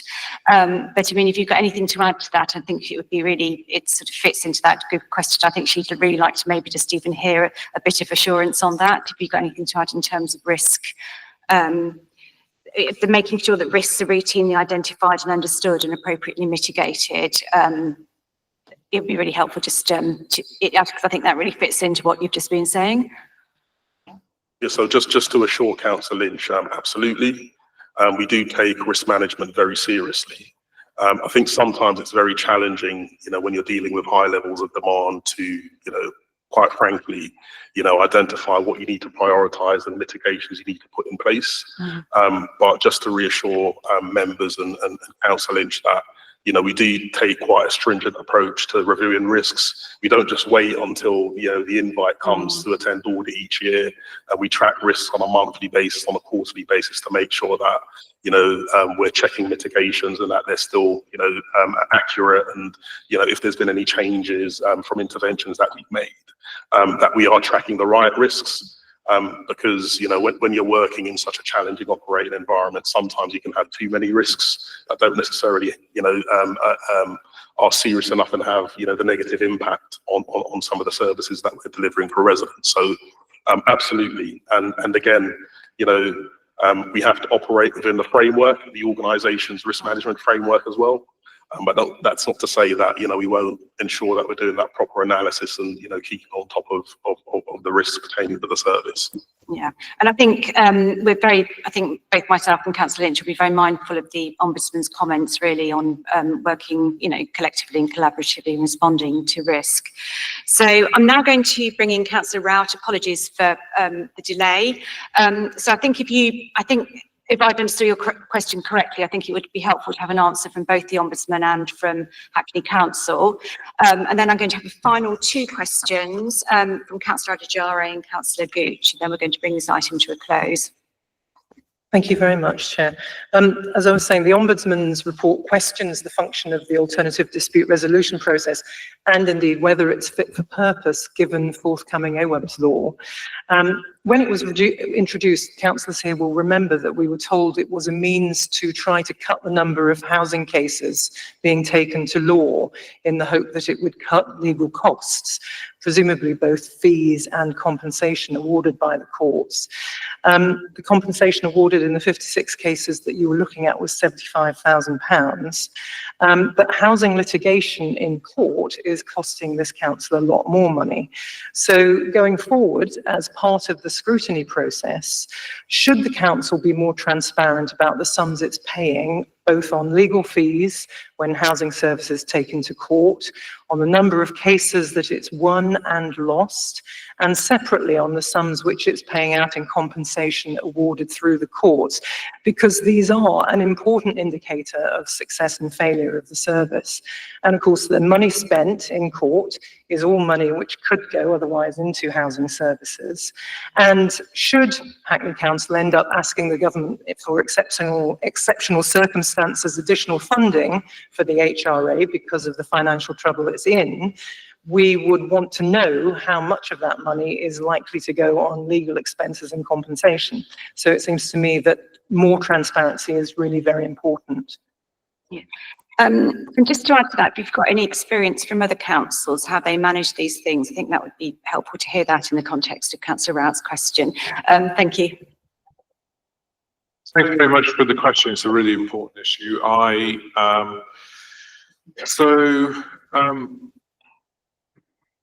Both councils and housing associations have experienced an increase in disrepair claims, and sometimes we're very aware that there's what's called claim farming activity on estates to try and encourage people to go down that route. So understandably, councils and predominantly councils, I think, rather than housing associations, have explored ways of managing those claims. However, I think it's really important, I would suggest, and the report suggests, for the landlord to be really clear on what they mean by alternative dispute resolution. The complaints process is alternative dispute resolution. It's an ombudsman is an alternative to the courts. The complaints process establishes an alternative way of resolving a dispute outside of a claim or the courts. And that process is an alternative because it's also meant to be less adversarial, less legalistic. Obviously, if the council receives a claim, a letter of claim, it needs to respond to that. It has an obligation to respond to that. If the resident has also raised a complaint, there is nothing that prevents the landlord responding to the resident through the complaints process, as well as responding to the formal claim. And potentially, and this is what the pre-action protocol on housing conditions that underpins this says, encouraging the resolution through the complaints process rather than a claim proceeding to the courts. And indeed, the courts would look, and have been very clear about this, that other routes have been exhausted. So I think the issue here is potentially you end up with a kind of court process, pre-action process, involving alternative dispute resolution and a complaints process.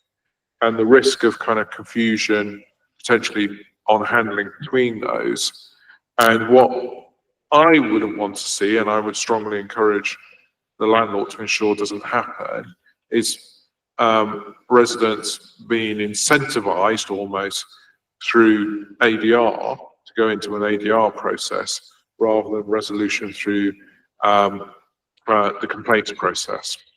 For some of the reasons that you've highlighted, including compensation, legal fees, and so on. And also the opportunity to capture the outcomes and learn from those outcomes.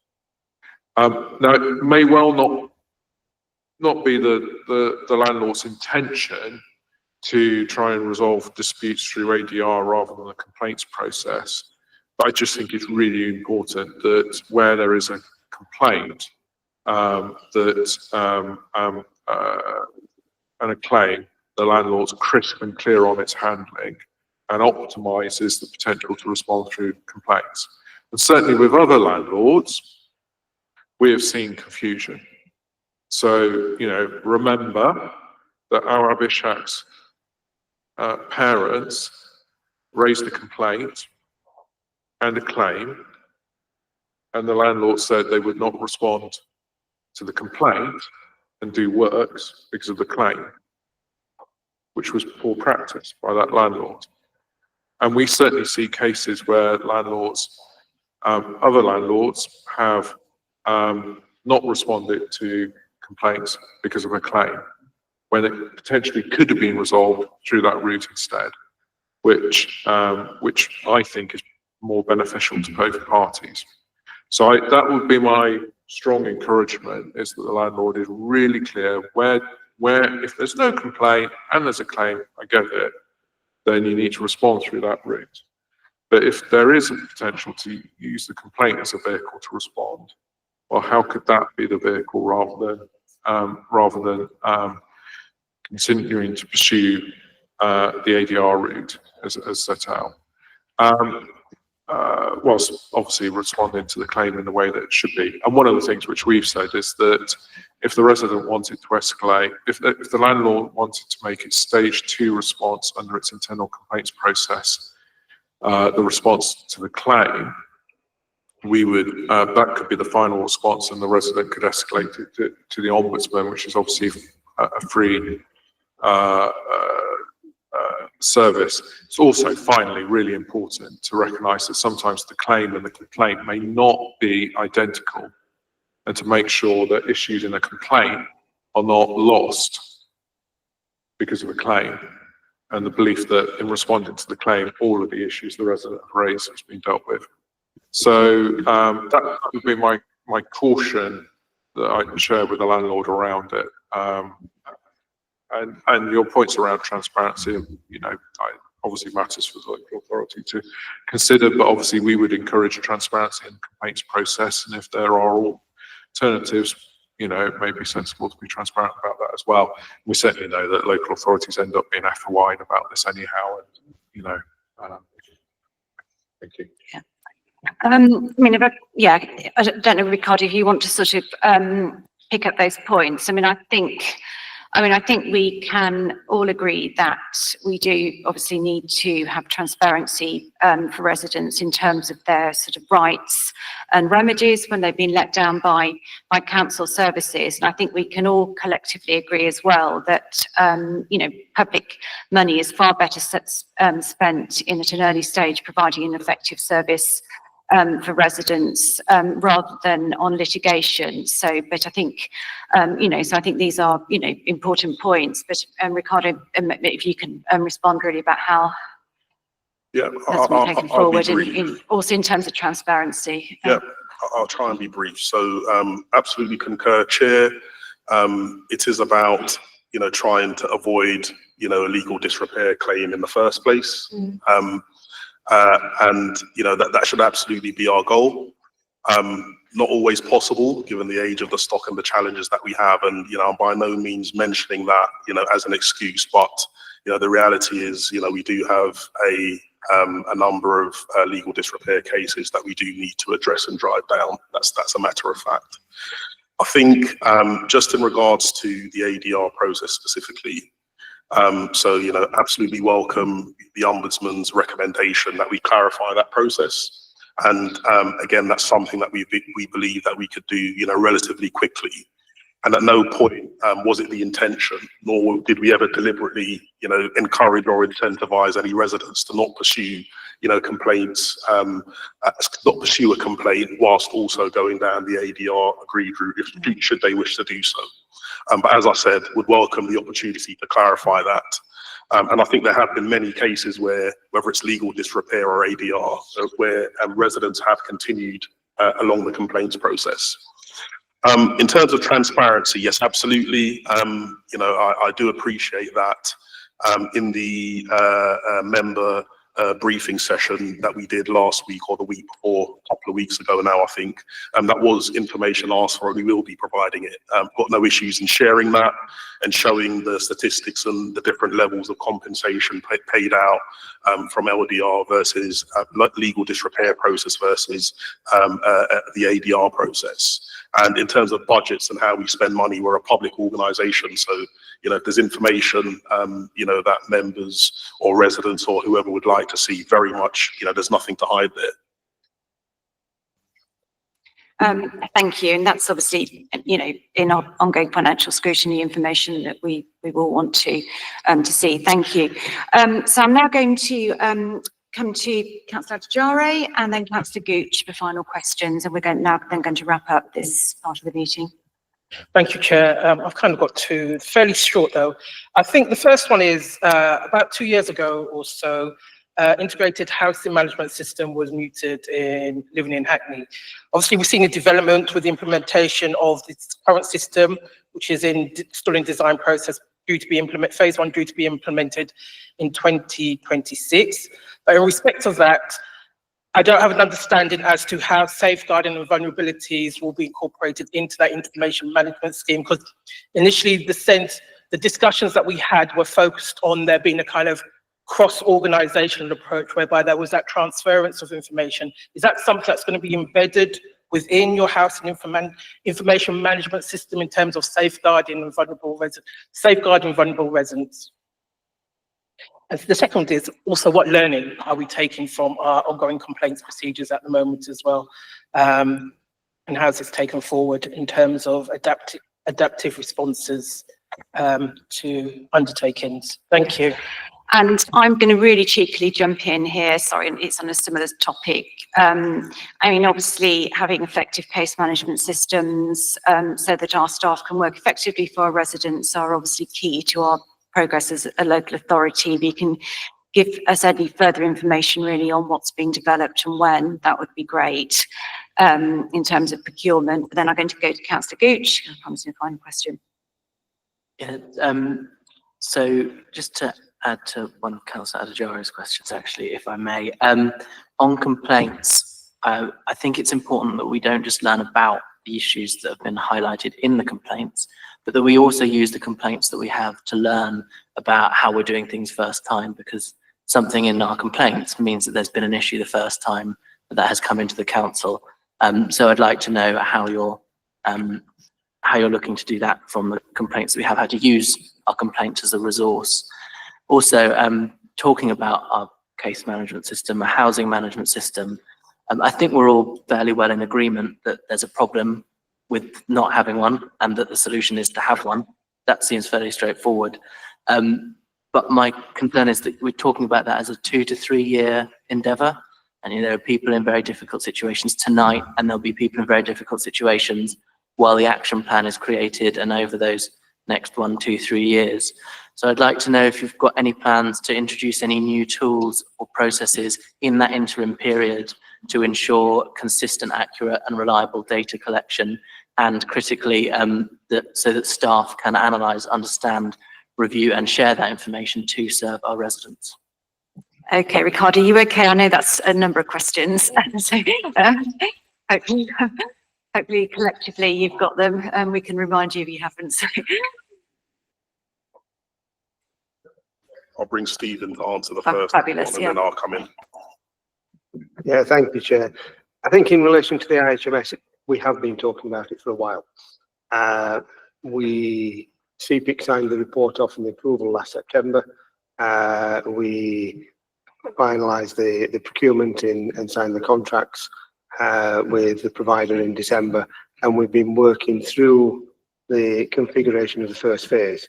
So whilst it is a 3-year improvement plan or implementation plan, the first phase will be around late January, early February 2026, and recognising the element around data and vulnerability.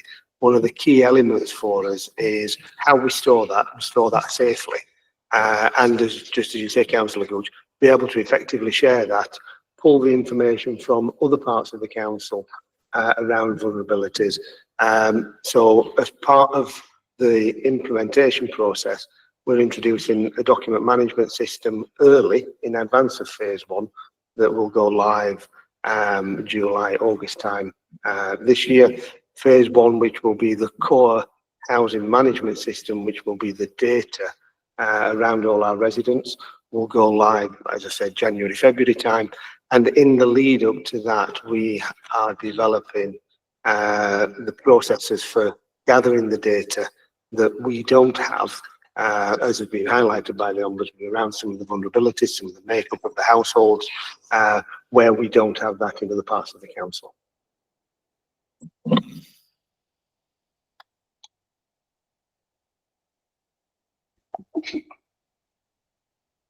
What's the other part of the question? Sorry.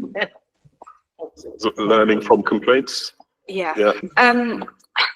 Yeah, I mean, Steve's covered timescales. I think it was in relation to safeguarding. Yeah, how the safeguarding. Yeah, I mean, you said, Steve was saying that you'll be able to extract that data, or will be transferred from other services into your data system. Is correct?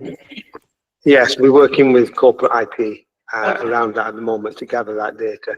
We need to understand what it is appropriate to share, because whilst we have vulnerable information about some of the residents, actually it's not just taking all that data that adult social services may hold and transferring it over. It's understanding what of the data adult social services hold is appropriate to transfer over into the housing management system. But we will be able to cross-reference that data and transfer it. So even in respect of families with young children, would that be something also? Even in respect of families with young children, that's not something that you could automatically get transferred over to your own system, given that's more straightforward information and there are vulnerabilities associated with that? Yeah, we're working through that data at the moment. If we've got a council tenancy and there's whether it be adults, children's, other parts of the council, they've got vulnerable data around that household and what that household composition is, we will be able to transfer that over. I think Councillor Gucci's point in learning from complaints, I think he was looking for more reassurance on that as well. Yeah, so to Councillor Gooch's question around learning from complaints, it is a collective effort, not just within housing services, but also with the corporate complaints team, working very closely with Bruce DeVille's team, who is here, to make sure that we're keeping on track of the cases that come through. We have, I think I'm going to call them case conferences, but we don't quite call them that, do we? When officers get together and look at some of the more complex cases and try to understand, what we got wrong and, how we could improve going forward. So that's been an active part of our learning, certainly, since the Ombudsman's investigation. And it's something that we're looking to beef up. So, absolutely, it's important that we do learn from complaints. But to your point, Councillor Gooch, getting it right in the first time has to be the driver. Because the complaint's the outcome of something that hasn't gone correctly. So that's our ultimate aim. But when we do get it wrong, yes, we are putting the measures in place and the systems. And as I mentioned earlier, also investing in training and a consistent approach for all of our staff. Thank you very much. I'm now going to draw this item to a close. I'd really like to thank everyone for participating and the sort of, constructive and collegiate way that everyone's working together, which I think echoed Richard's opening remark really about how he's found it constructive working with the Mayor and Cabinet and officers. And I think that is the only way that we can institutionally in Hackney approach the challenge set out in the Housing Ombudsman's report, on behalf of the residents that we serve. We've obviously covered a lot of ground, some of which is housing specific, I think, but some of which is more, generally institutional, affects us more as a sort of wider institution as well. I think, we've had more cross-cutting issues, I think, in relation to risk management, complaints, maybe broader issues in relation to data and data sharing across the council, as well as sort of culture and behaviour, which I think will definitely be taken up, across the sort of scrutiny function collectively, as well as challenge really about how we fulfil our function as well. And I think, I think we all sort of recognise and understand that the scrutiny function on some levels really is only as good as the information that we get. And I think we've all really got a common understanding this evening of the information that we need in order to fulfil our scrutiny function. I'm very, very grateful for everyone that's attended tonight, whether in the chamber, in the public gallery, or online. And I'm also very sorry for the number of technical difficulties that we've had in terms of invited guests having delays in logging on to the meeting, and also in relation to the live stream. And I very, very much hope that these issues will be sorted out as quickly as possible, so that residents can access scrutiny meetings in the way that they deserve to, sort of in real time and live. So I'm now going to draw this item to a close. We've got a few more agenda items, which I think will be quite brief. Everyone is welcome to either stay for them, but you don't have to. So going on to agenda item 6. This is the budget task and finish panel. I'll very sort of briefly introduce this. This is aimed at sort of scrutiny panel members. So we've implemented a new budget scrutiny process in 2023-24. So for the first time, we introduced formal comments and report for overview and scrutiny to the council's proposed budget, presented annually at February full council, and we also had a response from the executive. Further Changes to the budget scrutiny process were implemented by scrutiny panel following our independent review of the scrutiny function. Recommendations to this review aim to enhance the strength of the budget scrutiny process. As part of these amendments, a core membership budget task and finish panel will be established under scrutiny panel. Specifically, we, members of the scrutiny panel who are present, will formally create this task and finish panel to examine savings proposals and assess the effectiveness of resource allocation. The task and finish panel will focus on determining if the proposed budget aligns with strategic objectives, priorities, and provides value for money and addresses community needs. Scrutiny panel will retain ultimate responsibility for overseeing the council's budget monitoring and budget scrutiny, which will be conducted on a day-to-day basis by the task and finish panel. Though these two processes are complementary, budget scrutiny remains separate from the overview of scrutiny's budget monitoring, and the scrutiny panel and relevant scrutiny commissions will continue to manage the budget scrutiny process, using it to track and assess the annual financial performance of service areas against their planned budgets. This item is to approve the terms of reference for the task and finish panel and its core membership. So, Councillor Vinnie Levick, you've got a question? Yes, I just had a couple of points on the terms of reference specifically. Yeah. I was wondering if we could add business managers as the appointers of the membership, because the Green Group and the Hackney Independent Socialist Group don't have whips, and there's a mention of party whips deciding who's nominated to these panels, to the task and finish group.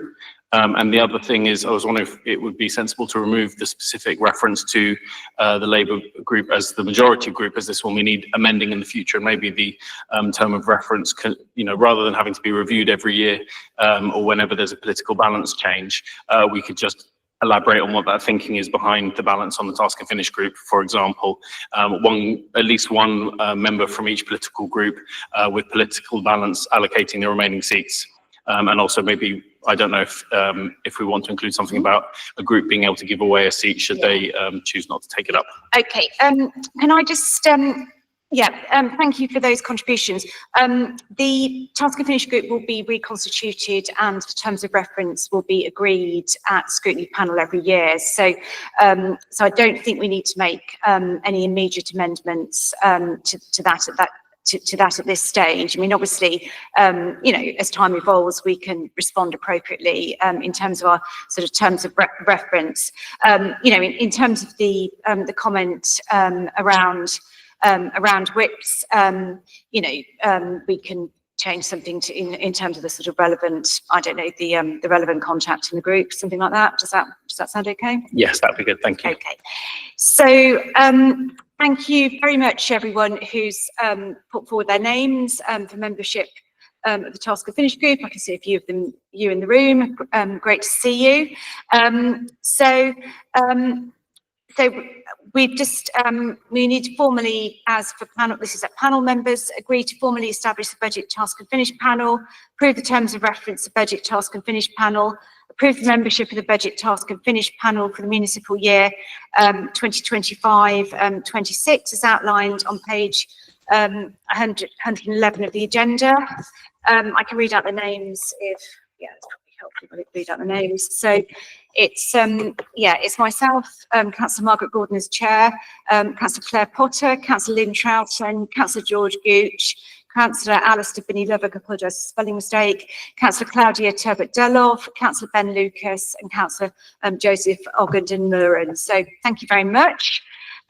So want to approve the membership and approve the appointment of myself as the chair of the budget task and finish group. Is that approved by panel members in the room? Agreed. Agreed. Agreed, thank you. So agenda item 7, minutes of the previous meeting. This is the 10th of April. They're going to be available at the next scrutiny panel meeting. So obviously we've got an extraordinary meeting here. So and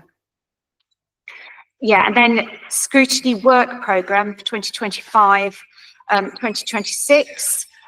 This is set out in the agenda, and I would also mention that hopefully some people pick this up in the live stream, that we are currently in the middle of the public consultation, which is going to close Friday the 13th of June 2025 tomorrow.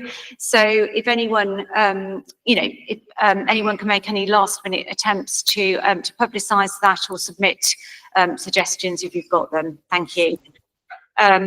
Any further comments or questions on the scrutiny work panel, or any immediate contributions, or you can make them by email or elsewhere?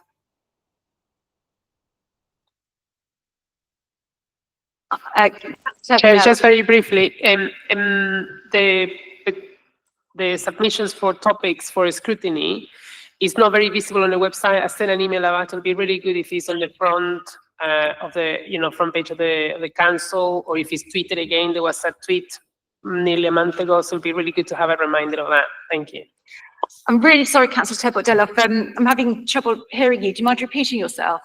Yes, thank you. So you just mentioned the deadline for submitting topics for scrutiny is tomorrow. There was only one tweet, I think, last month. It would be good if it was also on the page of the website, or if it was sent by email to residents. I know that we as elected members have received a reminder, and we send it to some of the residents, but it would be good if it was all mail out to all residents, DRAs, that the council does it from the database. That's that. Yeah, thank you. I think, yeah, we do need obviously to take it on board, but I mean, I think if we can, if we can do collectively as much as possible to get it out to anybody who might be interested in the next, I think, we'll be able to take a view in terms of the contributions. And it is, people don't need to write a lot of detail. It's just a very quick outline of the topic that they are looking for, and then the topic they feel is of interest. It's not. It doesn't have to be a really detailed outline of the investigation. It's just the areas that we need, so that we can see where the the public's concerns lie. Kosi might want to add something or correct me. So.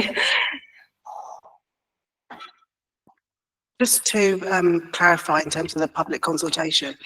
So the consultation team have been doing the promotion of the public survey.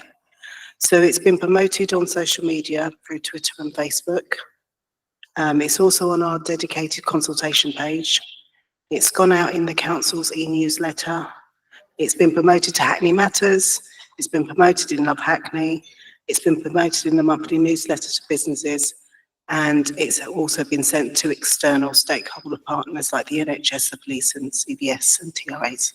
Thank you. I did a search before asking my question, but if you were sharing that, answer that, that's great. And we hope we get enough responses. Thank you. And I mean, I would say that I don't know if you know the current figures of response rate, Tracy, to the, we have had an increasing response rate year on year, haven't we, in terms of the sort of public engagement? It was 54 as of yesterday. 54 as of yesterday, so. But that's not including all the stakeholders that we go out to, such as police and NHS. Yeah, so, yeah. Thank you. Okay, so item 9, any other business? I haven't been notified of anything.